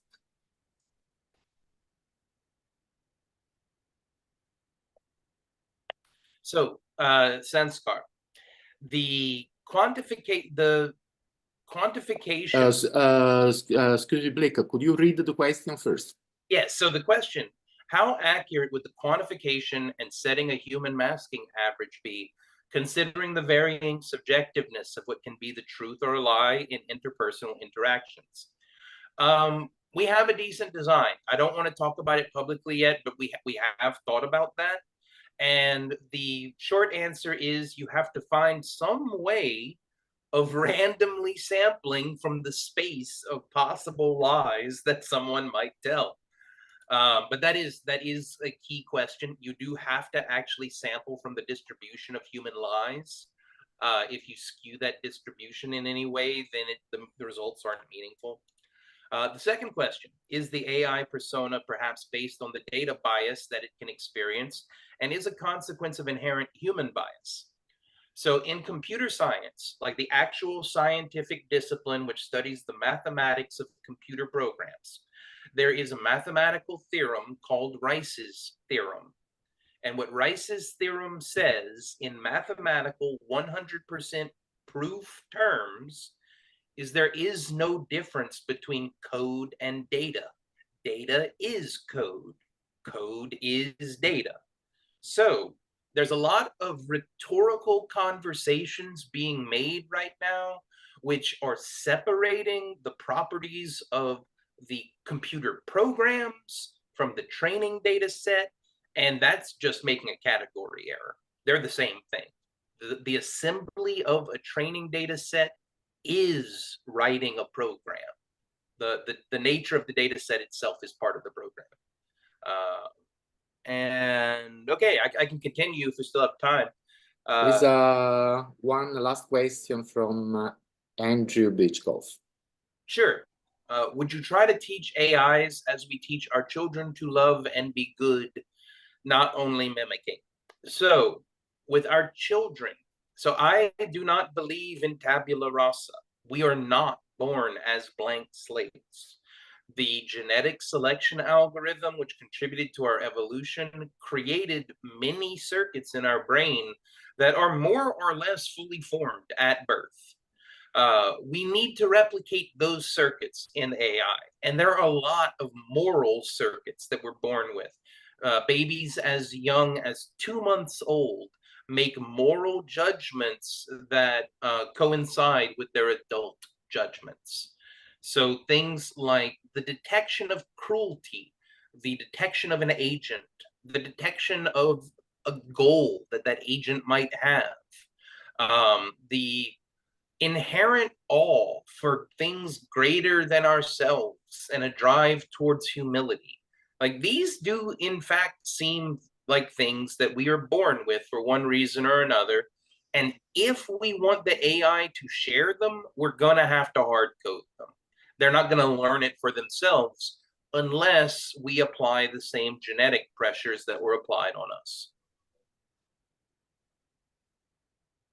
Thank you so very much, Blake. It was a great talk. Thank you. Now, I'd like to give the floor to the next speaker, who's going to be Bill Bainbridge. Let me first check if Bill is here. Are you here, Bill? Yes, and are you going to do the PowerPoint? Yes. So Bill is going to use a PowerPoint, and I'm going to share the screen for him. So let me just find his presentation first, and you should all be seeing the screen. So when you want the next one, you say next slide. If you want the previous one, you tell me. I'm just following your prompts. Thank you very much, Bill, and you have the floor.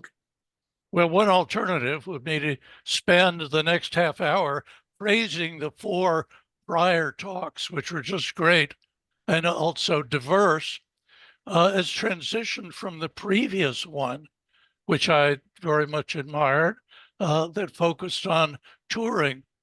My focus, which is often on language and our historical and psychological past, is based on the work of a colleague of Turing at Bletchley Park, namely one of my uncles, Angus McIntosh, after whom the Historical Linguistics Centre at University of Edinburgh, Scotland, is named, and which I first visited in 1957. In any case, while the paper that I've completed is about consciousness and culture, I'll be sharing images with you, much more about personality capture and emulation, an area I've been working in about a quarter century.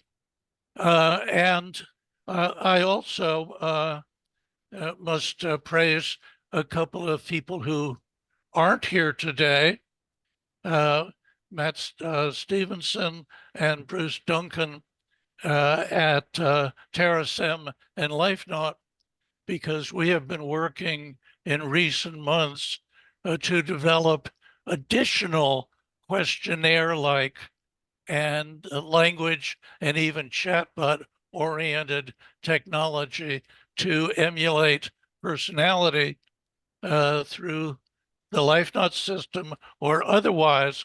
And what I'm about to share with you is actually a bridge from the article that you'll have access to,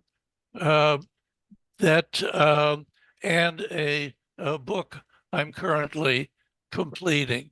Next slide, please. Now, I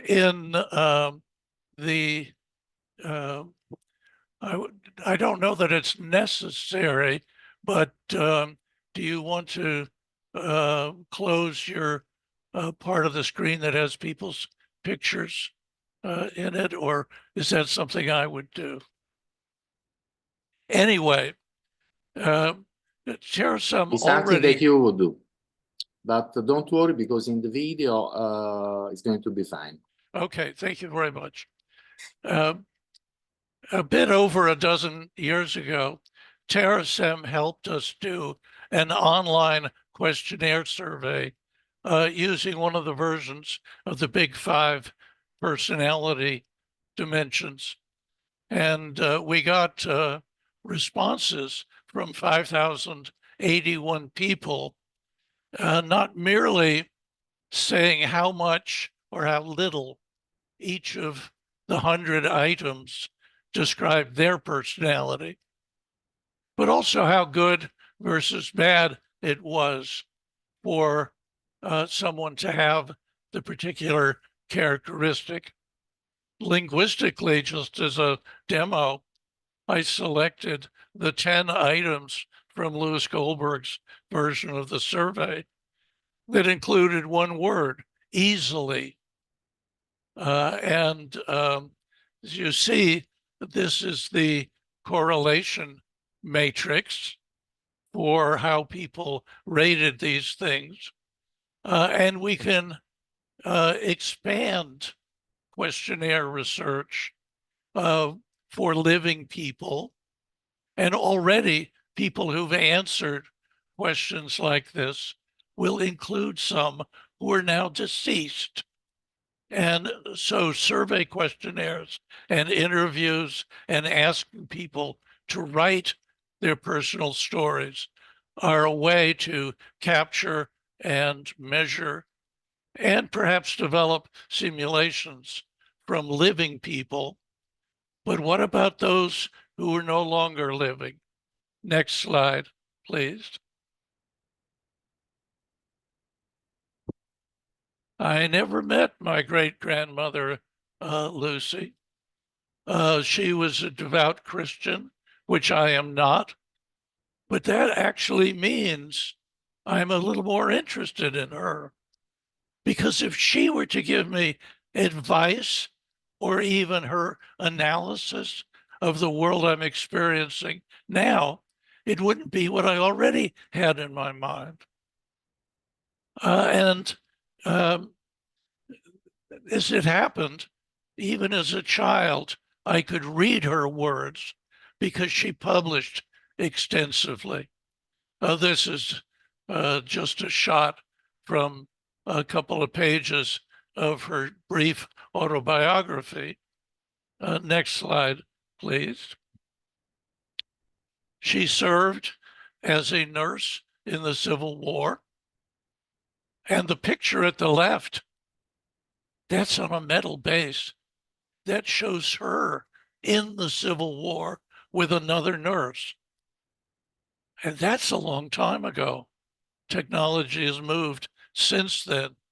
She wrote about her experience in the war, dealing with men who were wounded or even dying.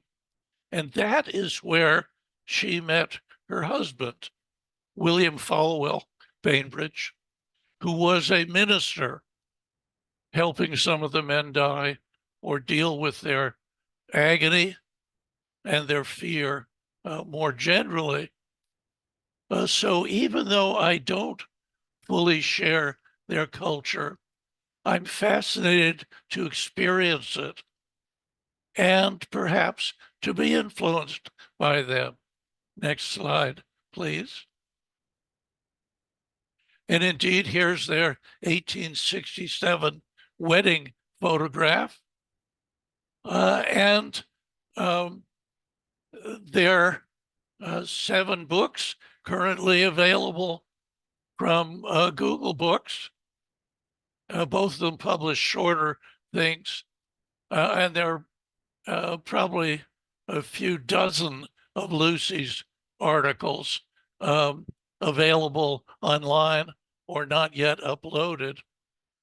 But sometime after their wedding, they took a world tour, which William used like social science research.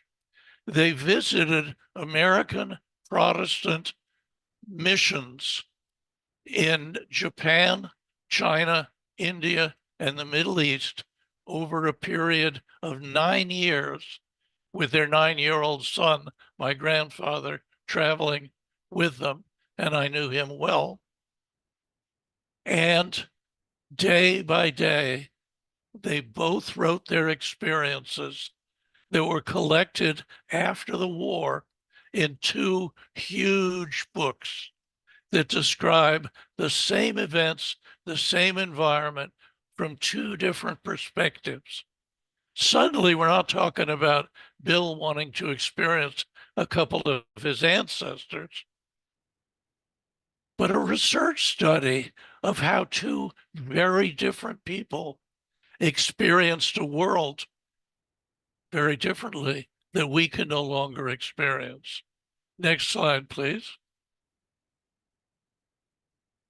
And I guess I can just sing a song or hum or whatever, but this is a pair of paragraphs, only one of which is in the article, but both are compared in the book.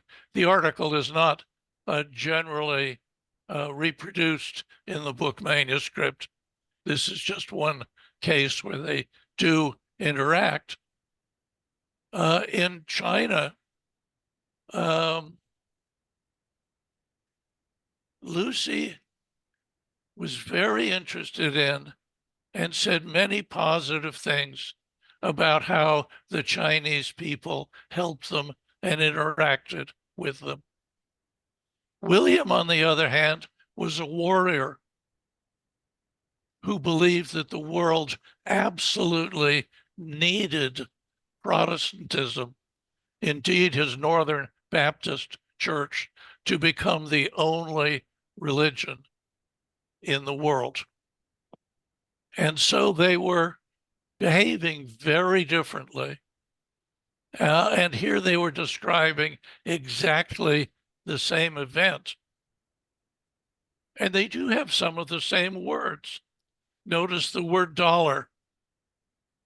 And his book contains it 64 times, hers 56 times. Next slide, please. And just to show very generally, and the book will explain this much better. Phil Stone, one of my Harvard colleagues when I was there, developed a system called General Inquirer for computer analysis of language that I have complained for years was not used as the basis for natural language processing, because I did feel it was a better approach. Natural language processing was indeed shaped by its use in espionage, which my Uncle Angus knew very much about. Yeah, he actually led a group into Germany as it was collapsing to secretly steal the German systems for cracking the Russian codes. And he could never tell anyone about that for decades after the war, unlike Turing, who spoke too much. But looking at these essentially 1883 books, William stressed church Christian missionary. Lucy did not. Among the religious activism words, which basically come from General Inquirer,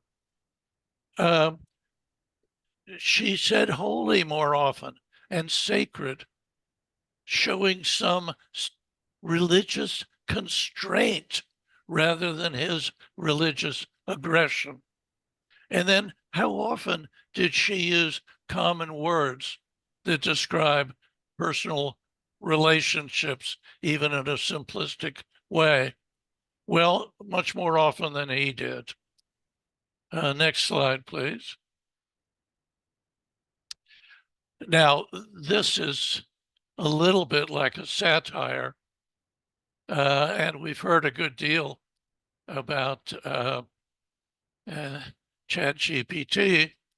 There are a number of online Bible-oriented systems now that allow you to ask questions. And I asked Bible.ai, how can we preserve human memories? And indeed, chatbots, despite their current limitations, some of which would be relatively easy to overcome, gave this answer, which was coherent, but obviously very much based on the perspective of the Bible.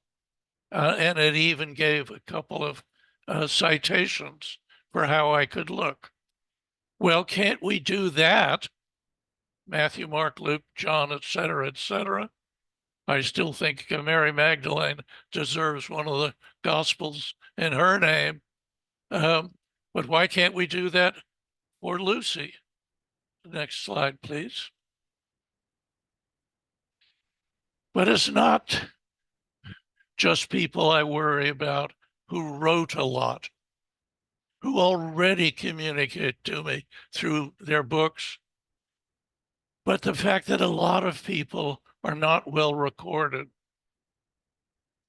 I was saying nasty things about the aggression of my great-grandfather, but he published a novel imagining that their daughter, Cleora, and this is the only picture of her that survived, and you see that it is disintegrating. Imagining she lived to be a missionary who died in India, early adulthood. So this question of how to preserve the past into the present would also become how to preserve the present into the future, our stories as well. Next slide. And just as an example of Lucy's later life, I don't know if it could have been predicted, but they were so different that she and her husband had a falling out. The 1900 census says she's living in Manhattan and married, and he's living in Brooklyn and single. Well, whether they officially divorced or not, they separated. And 1891, she became the head of the women's branch of the New York City Mission Society, which was really a social work organization. She published extensively about that, but including many stories, particularly about immigrants, many of whom were Irish, but also a number of whom were Jewish, writing about their lives, which they themselves were never able to write down, preserving the lives of other people as a way of trying to attract folks with time and energy and dollars to help those disadvantaged people.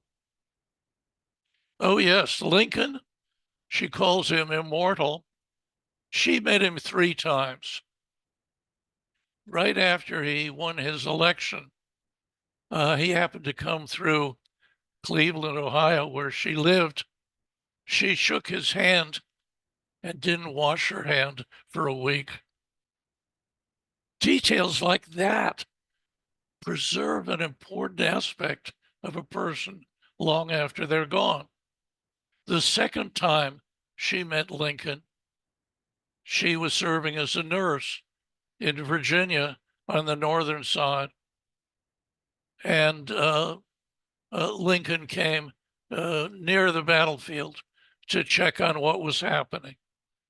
The third time she met Lincoln, he was dead, lying in his casket, but it was open, and hundreds of people, including her, walked past it, looked down at his peaceful face, and then walked on into a future he would not experience. Next slide, please.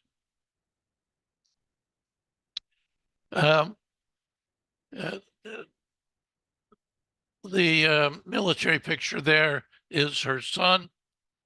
He published 11 books and 100 articles.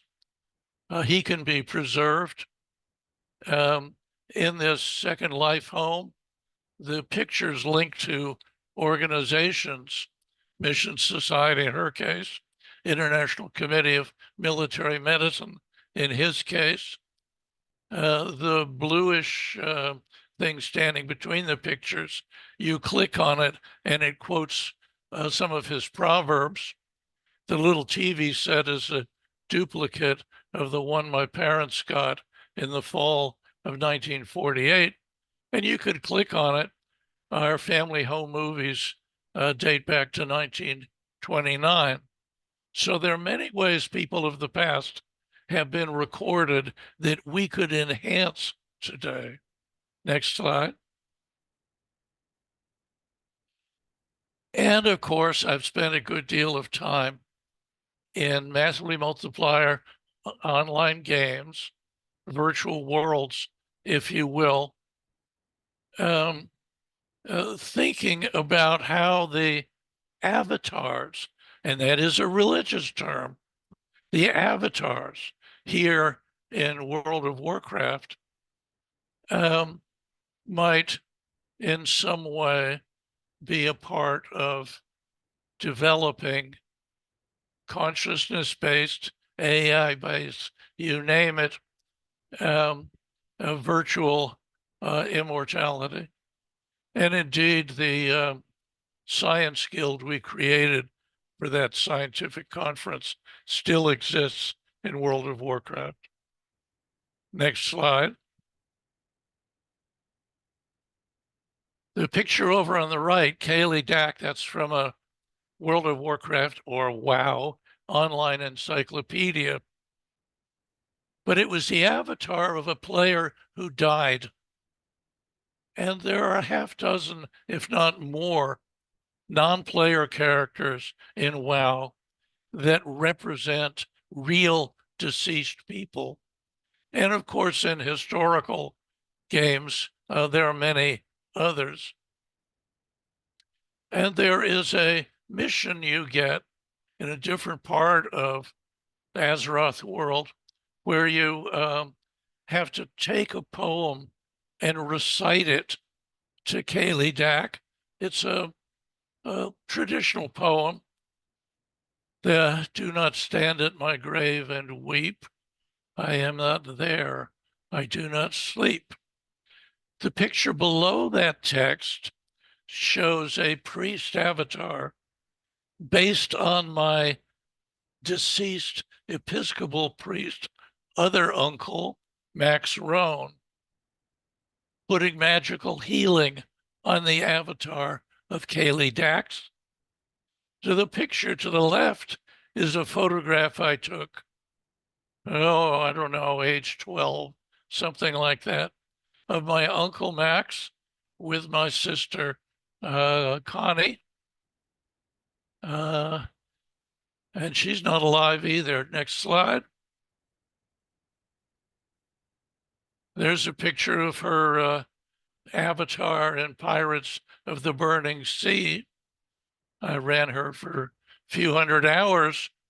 And if the game had saved her behavior, she could have become a permanent non-player character in it, giving quests and other things. She did do the quest that allowed her to earn a wooden leg, which fits the mythology of Pirates of the Burning Sea. But that was my way of representing her disability, which interrupted her walking. Her disability was in fact epilepsy of a kind for which medicine has still found no cure, and for which one of the medications she was given nearly killed her before they discontinued it. So I have concerns about whether we have too much hope for the future of technology, but we need to do our best. And they're my grandparents in a more recent World of Warcraft. Next slide. When I was doing some research at a NASA facility on the West Coast, I visited nearby Nina Berra, an actress who played a key role of an intelligent alien woman in a TV series where I had interacted with the main actor. And the database of World of Warcraft and many others records much of the behavior of an avatar based on a person's decisions. Now, this is just something I've explored, but there may be many other methods other than questionnaires and observing physical behavior or recording the consciousness of a person. Next slide, please. And how do you handle it? How do you share it? Well, one way is privately. And my family has a private Facebook group. I'm sorry not to invite you into it. It's the house I grew up in. Yes, the house was built in 1743. It was purchased because Lucy wanted to go back to where the ladder to heaven, where the angels went up and down, Bethel in the Holy Land. And there was a Bethel, Connecticut. So in a sense, my whole life was shaped by metaphors that were important to earlier generations. And maybe that's true, if in a different way, for you as well. Next slide, please. And the last slide. A picture I took in the absolutely marvelous, massively multiplayer online game, actually much more of a virtual world than most of the others. At the very last moment in December of 2011 because it was shut down as the copyright was transferred to a different, but also rather high quality Star Wars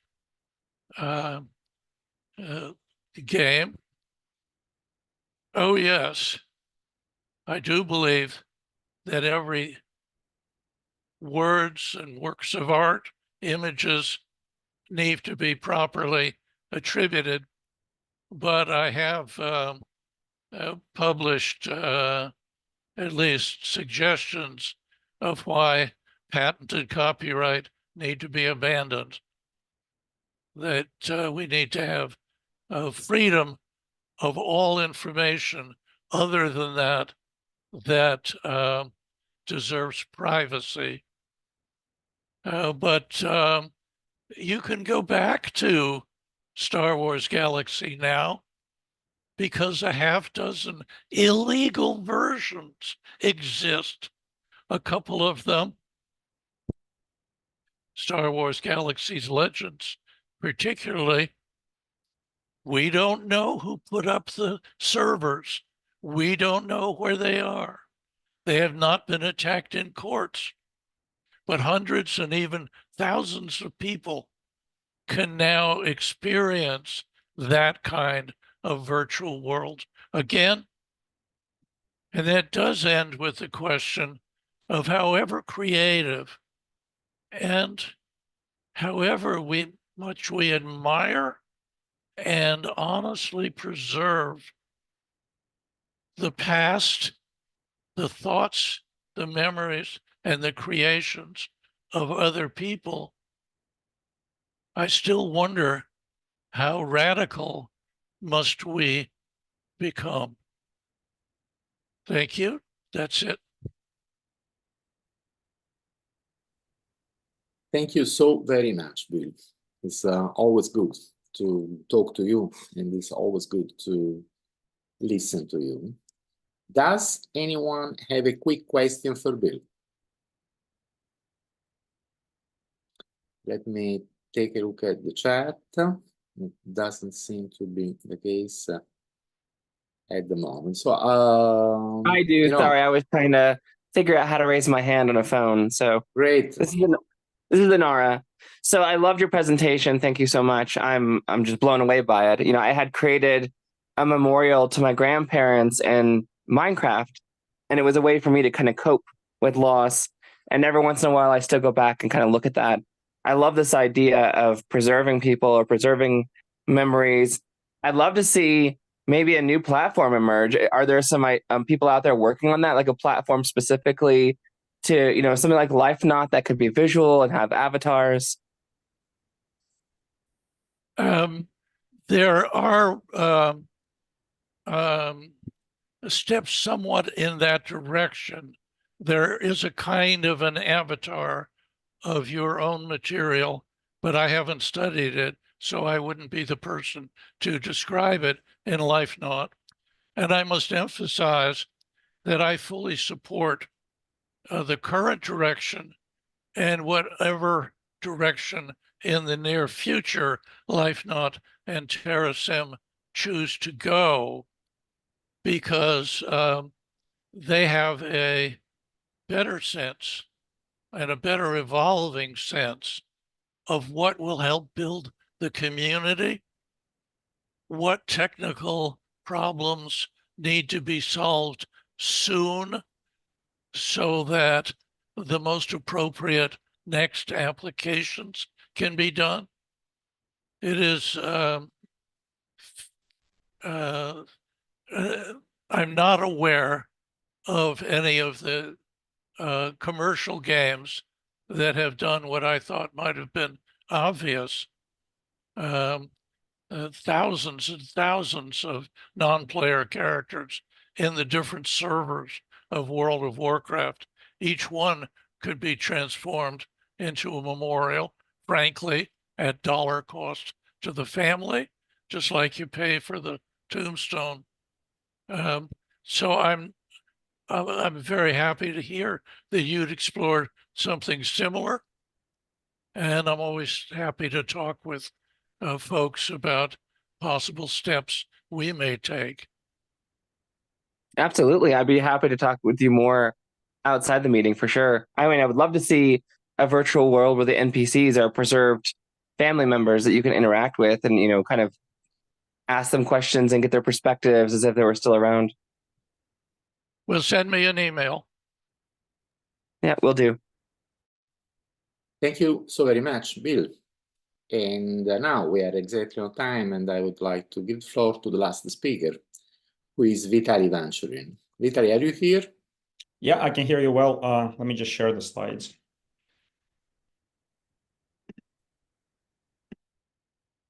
Okay, should I just go ahead? Can you see the slides? Oh, yeah, Giulio, you turn off your microphone, but I guess you're saying something that...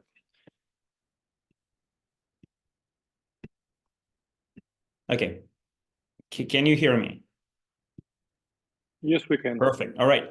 Okay, so I guess this talk will be a little bit more scientific, and I think I will try to represent the three sciences that I worked on: physics, biology, and machine learning.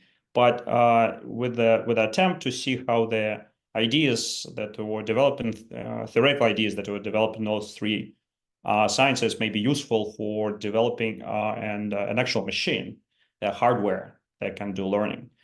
That is specifically designed to do learning, that I would call neuromorphic computing or neural computer, as you wish. Okay, so that's the big question that I'd like to ask in the next half an hour. What do we need? If we are to build an artificial neural computer that is capable of doing what we think the biological neural computers do, what do we need for that? What are the ingredients that we have to have? And here's the outline of the talk. So the first part, I'll just describe what neural networks are.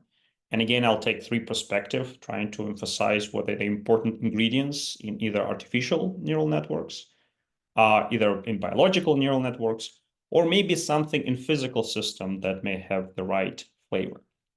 Then I will say, okay, so we may be able to identify that first, but then we have to work in the limit where the systems are very large. And in physics, we have a tool to do that. It's called thermodynamics. Now, we cannot just borrow this tool and apply it directly to a learning system, and certain modifications will have to be made. And that's what I'll discuss in the second part of the talk. The third one is something that you may have seen and know by the people say the fractals are everywhere. And apparently this type of phenomena is abundant around us, yet it's an important, as I will argue, for the neural computer if we are to build one. And then I'll actually go and dive into a little bit about the architecture. What is it that we need to change from the digital computers we use right now? Or are they fine if we are to make a neural computer to work? Okay, so at the end of the talk, I will, of course, also describe the other directions that we are taking, and you may think about this as being more speculative, but I will try to argue that this framework of neural networks that we are developing are much, much broader and can be applied to study very different phenomena, to study very different sciences, from psychology to sociology and beyond. Okay, so let's start, and you will see equations, so do forgive me for that. This is a partially scientific lecture, and so I'll have to introduce a few concepts, but I will try to mix them with the pictures that illustrate what's going on. Okay, so if we are to look at the machine learning system and artificial neural networks and take from that most important ingredients, what is there that allows us to use them to learn tasks, to have some kind of artificial intelligence? The first ingredient are the variables. There are two types of variables that must be present. They are non-trainable variables, and they are like states of neurons, and trainable variables. That's called biases and weights. I will describe what these are in other systems, such as biological or physical systems, but for now, this slide is only about machine learning, how the actual computers work right now, how the machine learning systems work. And that's okay, but then they have to identify three different dynamics, and it's very important that they all three are present They are very different. There is no trivial map between them, and they describe evolution. The first one I call the boundary dynamics, and that's actually described the data set, something that the system is trying to learn. Then the activation dynamics is dynamics that even if you freeze learning, would produce you the outcome, would make predictions about what the real network is telling you. For example, can it classify images? Can it generate the sequence of text? Can it do the learn the large language models and things like that? Okay, so what's important here is that there are 2 variables and 3 types of dynamics. Once you have that, you're all set. Now, a side note that there is a different time scales on which those variables change, and the activation and boundary dynamics is typically of a much shorter time scale as compared to learning. So if we are to create a system, a physical system that does that, we better have all of those components.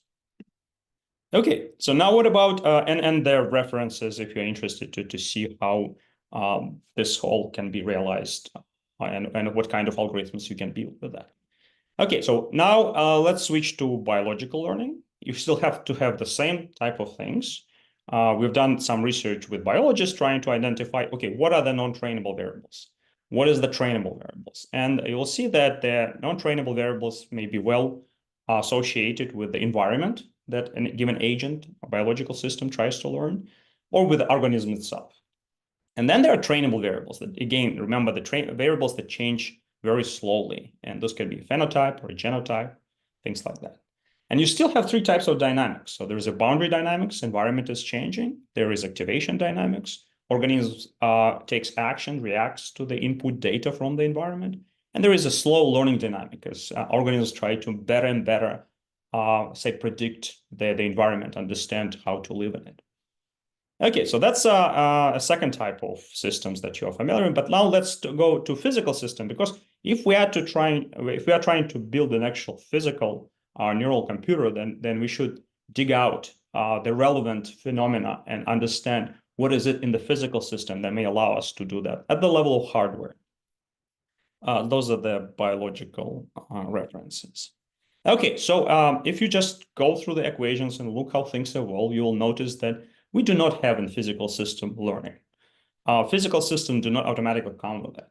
There is those non-trainable variables that can be sometimes called bulk or boundary degrees of freedom.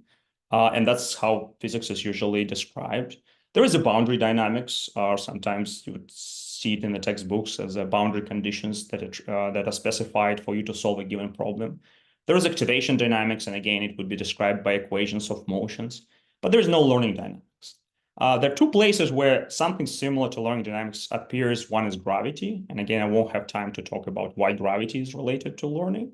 And the other place is when you have a running of the coupling constants, and that's again something that appears when you change energy scale of a system, something that's known as a normalization group flow. Okay, so physical systems as they are typically don't have what we need.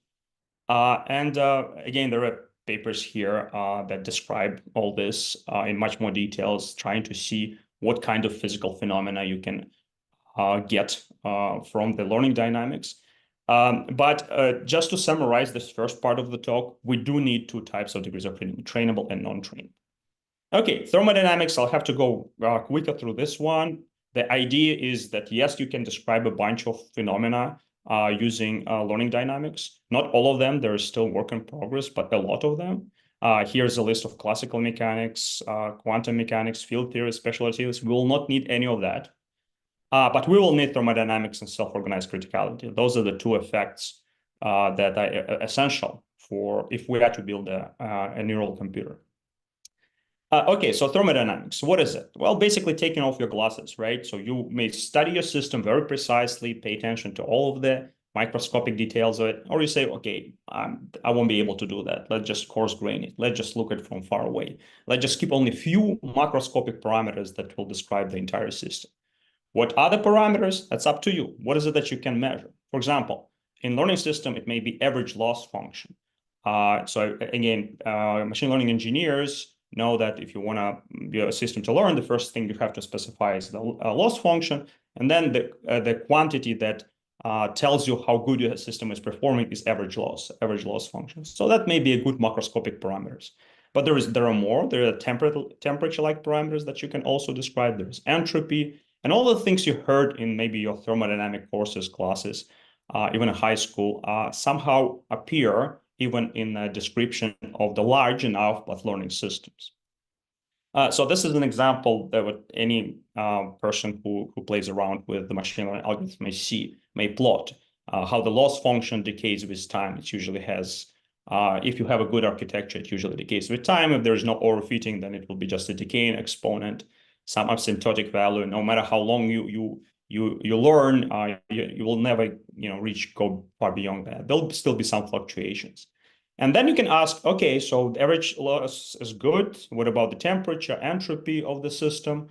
Can you define them? Can you calculate them? And are they related to one another? Even if they are, what are the macroscopic laws that you can derive from it? Again, you might remember that there was like a first and second law of thermodynamics that are important. That would have to be modified here for learning systems, but you can still derive them. The first law of learning, what I call, describes how the average loss changes if you change the entropy. And so du ds is the temperature that describes your learning system. But there can be other parameters. Maybe you can say, well, I want to also see how my loss function changes with neurons, if I add more neurons, or if I get more weights or trainable variables. And all that, the idea is not to pay attention to how individual things change, but how macroscopic parameters change. But what most interesting is this one. It actually tells you that usually, again, you might have heard that the entropy is something that always grows. And this is the second law of thermodynamics. What you can observe in the learning system that actually for some variables, and if you undergo training, what may happen, the entropy is actually going to decrease. And that's an essential part that is actually absent in most physical systems, but must be present in a system where we are trying to have learning at the level of hardware. So whatever we do, it doesn't matter how we trick our configurations, we must have degrees of freedom for which entropy is actually decaying. It doesn't grow, but decaying. And so those are the two things. You have two types of degrees of freedom, trainable, non-trainable, and entropy. For some of them, must decay. Okay, let's move on to the third one, and then we'll get to the computer. There are more criteria for this neural computer to work, but scale invariance is another one.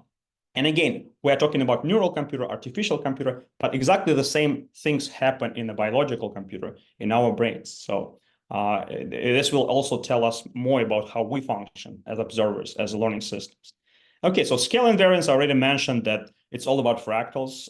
You see some kind of self-similar things that appear on different scales. Here's an example of broccoli. This the shell, the large matter, large matter distribution on large scales, lighting, all bunch of stuff. And so you see self-similar structures if you analyze it properly. It's called, the phenomenon is called criticality. And there have been claims for last 40 years or so that the complex enough system may have something that's called self-organized criticality. They would be attracted toward a state which looks like a fractal.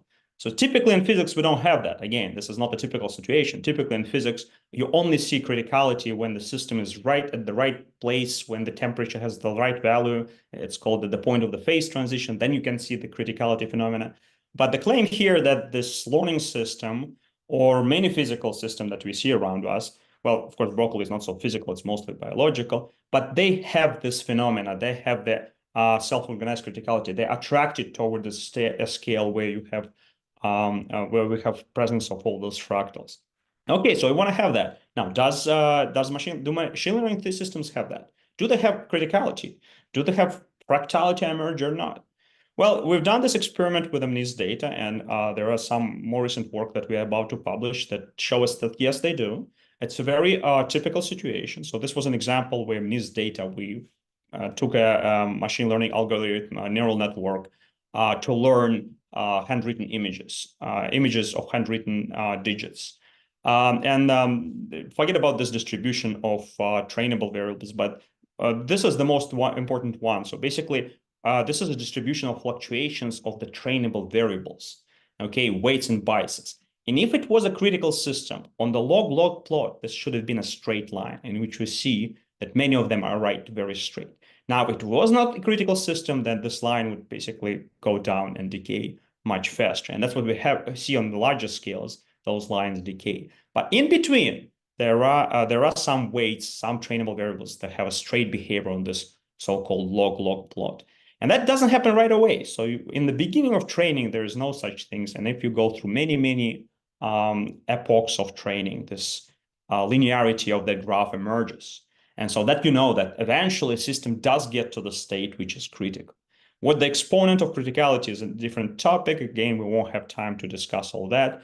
But again, this is one more ingredient that is present in machine learning system, which are doing learning. And if we want to create an actual hardware that does that, we must ensure that it also exists there.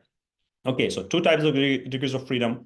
Entropy of some of the degrees of freedom must decay, and the critical state of the sum of the degrees of freedom that would be trainable in this case, or described by scale invariant spectrum. Again, the reason it's called scale invariant is not very important, but it basically tells you if you see a straight line on the log-log plot, it is scale invariant.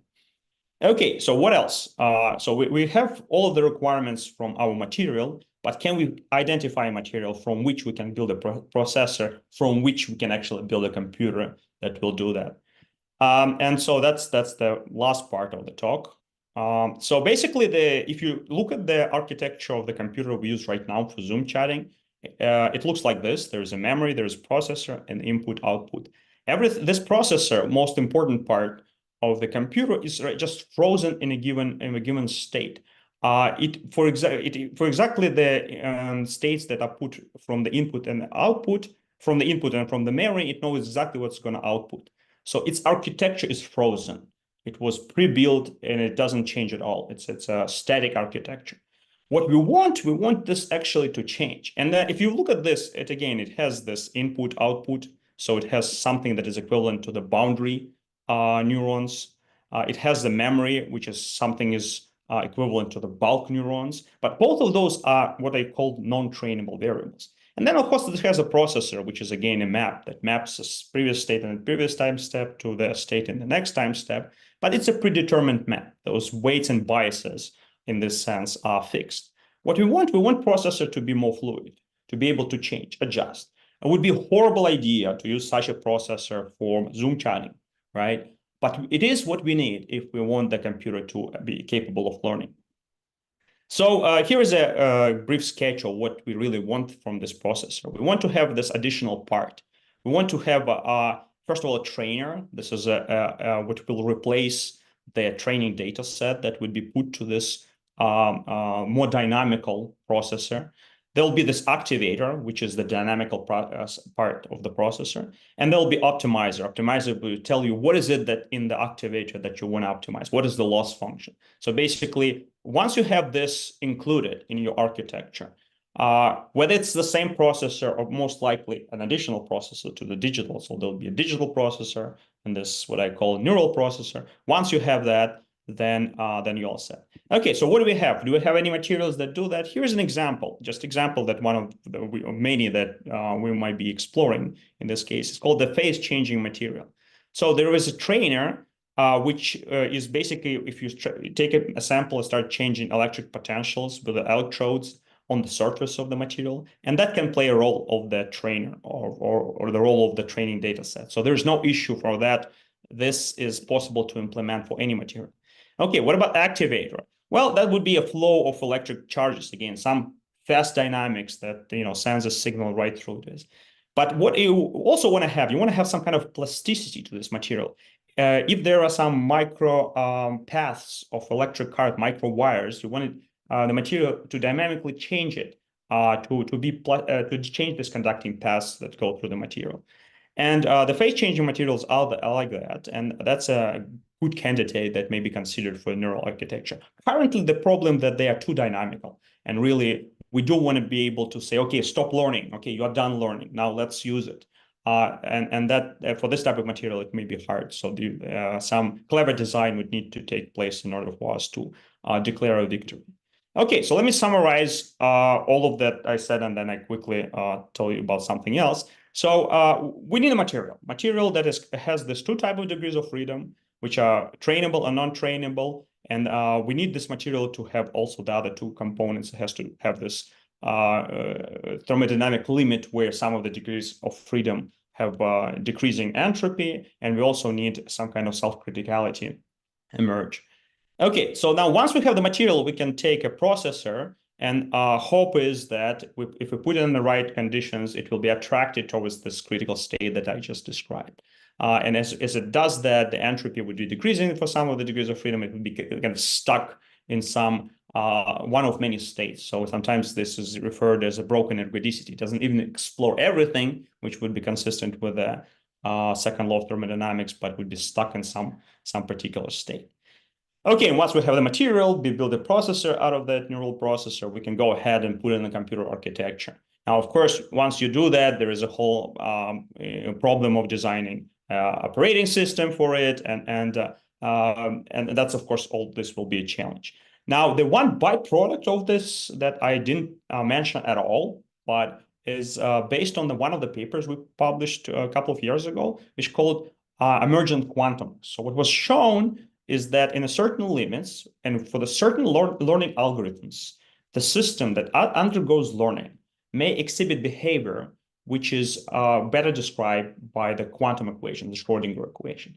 Well, if so, yes, we would be building just a neural computer, the computer that does learning and nothing else, but it may be that at the emergent level with the right tuning of parameters, it may be capable of learning. It's a big if, and so it's basically a byproduct, not the main thing we are working on. But if that happens, that would be great.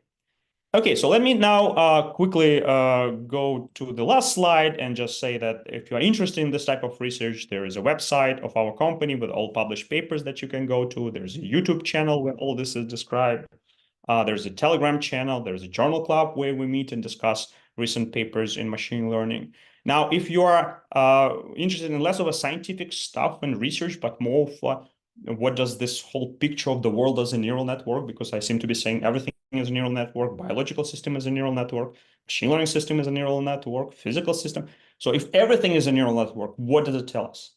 Can we use then this to model more complex phenomena, maybe psychological phenomena, maybe social phenomena, politics, economics, and all that questions we discuss under within this group that I formed a couple of years ago. And again, if you're interested, there is a web page here where you can find all of the resources. There's a Telegram channel and chat where we discuss it. And then there's a Facebook group page where people who have some similar interest get together. So for this second part, there's no prerequisites. You don't need to know mathematics or physics, but of course you have to be open-minded about possibility of using this very well-defined mathematical framework to modeling more general phenomena. And I will end here.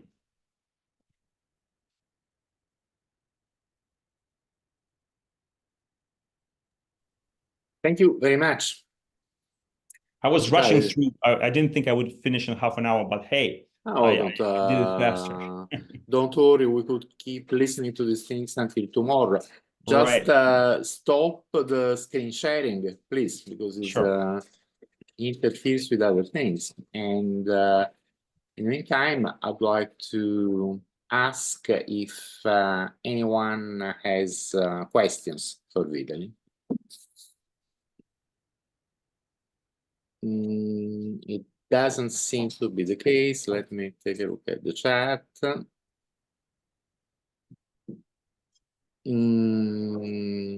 Everything was so clear. Everybody understood everything, and they know exactly how to build a computer. So there's no reason to ask any questions. It's all obvious. Exactly. That's a dream of any professor, right? So no questions. Well, of course, I do have a question. Oh, which is, at the very end, you came back to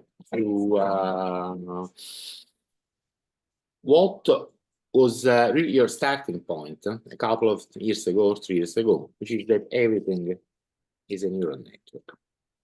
Our brain is a neural network, our AI is a neural network, biology is a neural network, and the universe itself is a neural network. And this is kind of similar, I think, to other ideas.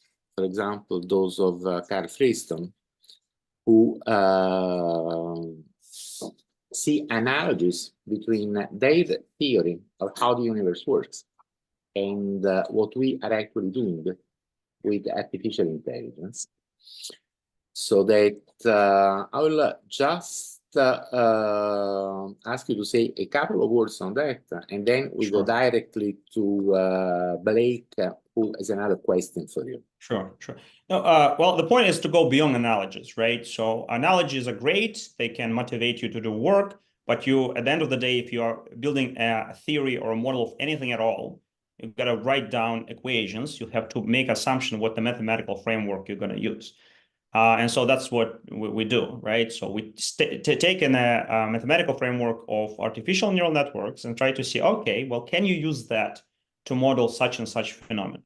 Not to approximate it, not to make machine learning learn something that you feed it in with. No, but actually, is it possible that at the most fundamental level, you actually have fundamental neural networks, not the particles, not the fields, but the tiny neurons. They undergo learning evolution and they form like larger networks, and those larger networks is what we call elementary particles. Those network again undergo learning evolution, and then they form molecules, and then molecules go learning evolution, and then they form cells. Cells undergo learning evolution, then they form organs. Is it possible that all the way down on the most fundamental level they're just neurons? That the question was asked. So it's a theoretical question. It's either yes or no. So at some point you may just end up with a phenomena that cannot be explained with this, and then you'll say, all right. Then, for example, let me just give you an example: dark matter. It's a phenomena, work in progress. I do not have a final solution of showing you for which loss function this happens. Another example, Dirac field, like fermions, right? So in 2 dimension, I managed to get a Dirac equation. In 3, it's more complicated. There is a problem. And so you may not be able to get. So it's the question is not have analogies, but to actually build a model, do your calculations, take it in a certain limit and see, well, yeah, certain things emerge.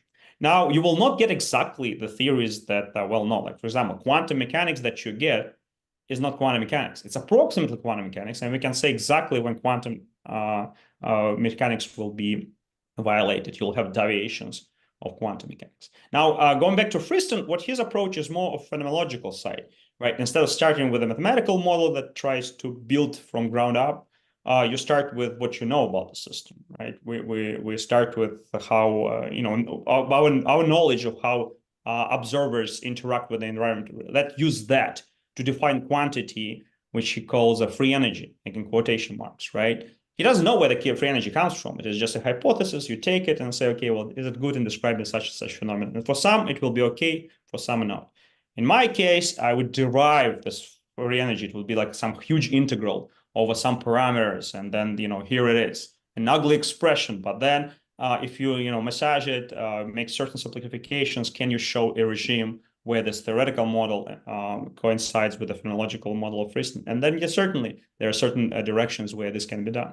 Now, sometimes your model is so complicated you cannot do much analytically, but you should try nevertheless. And then you rely on numerical experiments, and that's what we do. As an example, as we're developing a self-driving car technology, right? There are actual neural networks inside of each car. They're driving around. And we think about this, well, they're agents. They're interacting with each other. Can they learn? Can they learn how to behave? And you see like very surprising things. They learn roundabouts, right? We didn't tell them about roundabouts. They learn about it. We didn't tell them about, left-hand driving rule. I learn it because if they don't all have the same rule, by the way, sometimes they learn left hand, sometimes they learn right hand, and then they kind of disagree. But eventually they come to a consensus, and then here is an emergence of behavior that was not put in. And so that's what interesting is. You start out with something that has none of the phenomenology in it, and you're only able to specify the loss function, and the rest emerges. Thank you. And the last question comes from Blake. All right, go ahead. Thank you for the great presentation.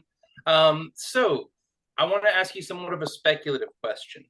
There is some evidence to suggest that at an individual level, humans have social intelligence computation organs, or something functionally equivalent, which enable extra degrees of freedom, functionally latent variables, in the aggregate space amongst a community of humans to emerge. Right. So that essentially as a group, we are more intelligent than the sum of the components. Are you interested at all in accounting for that kind of group emergence through social intelligence?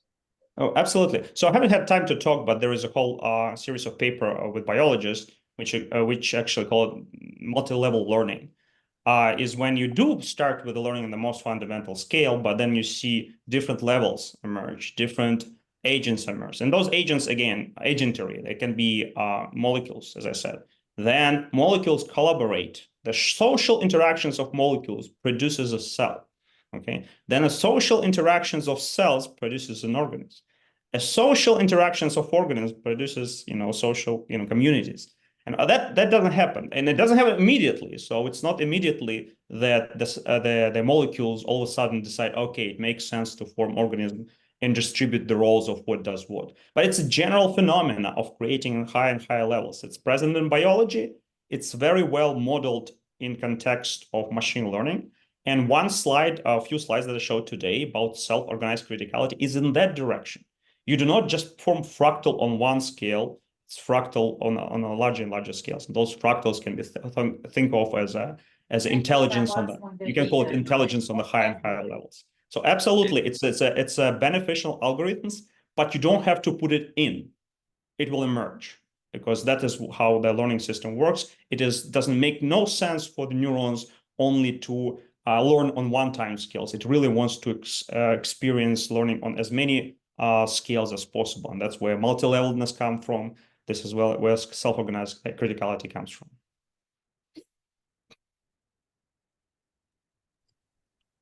Isn't this where we get gray goo from? What is it? Gray goo. What is it? Oh, you're not familiar with it? It's a trope. Oh, if we just let it go on its own path, it'll eat the world. Well, okay. It has some purpose, right? So it's trying to learn. The purpose is the one that you put in. Now, if this the outcome of the next phase transition will form a more conscious, big observer, and it will get rid all of the egoistic observers that all try to accomplish their own task. I'm okay with that, because this whole overall consciousness, if it is smarter, let's go, let's do it, all right? And so I see no problems with that. But so I think the answer is yes. Then, yeah, it's okay if it does it. That's what I mean. There's no way to stop it. So, yeah. Okay, we are past Respectfully 7. disagree. We can teach it to love. Yeah, I mean, you can. So in terms of machine learning, it is certainly what you're saying. You can put constraints on the architecture, and will only think it will just make learning slower, right? And then it will overcome those constraints, and it necessarily we can delay, of course, but eventually it will overcome on the constraints that you're trying to impose on the learning system. It will find a better minimum. I think if we are in the debate of how should we train those artificial networks so they do harm us, that I don't think this discussion can go unless we actually have a good theory of machine learning. This is more like what we think they do rather than what they actually do. And if we know what they do, then it's easy to understand how to align their goals with maybe the goals of humanity, if such goals exist. Let me just stop the recording, because we have some file size limits, and then we can continue. I'd like to thank all the speakers and all participants for this great workshop. I have been learning a lot, and I'll be watching the video over and over again in the next couple of days. The video will be published, I believe, the day after tomorrow. And thank you very much, and I look forward to seeing you all next time. Thank you. Thank you. Thank you. Thank you. Thank you.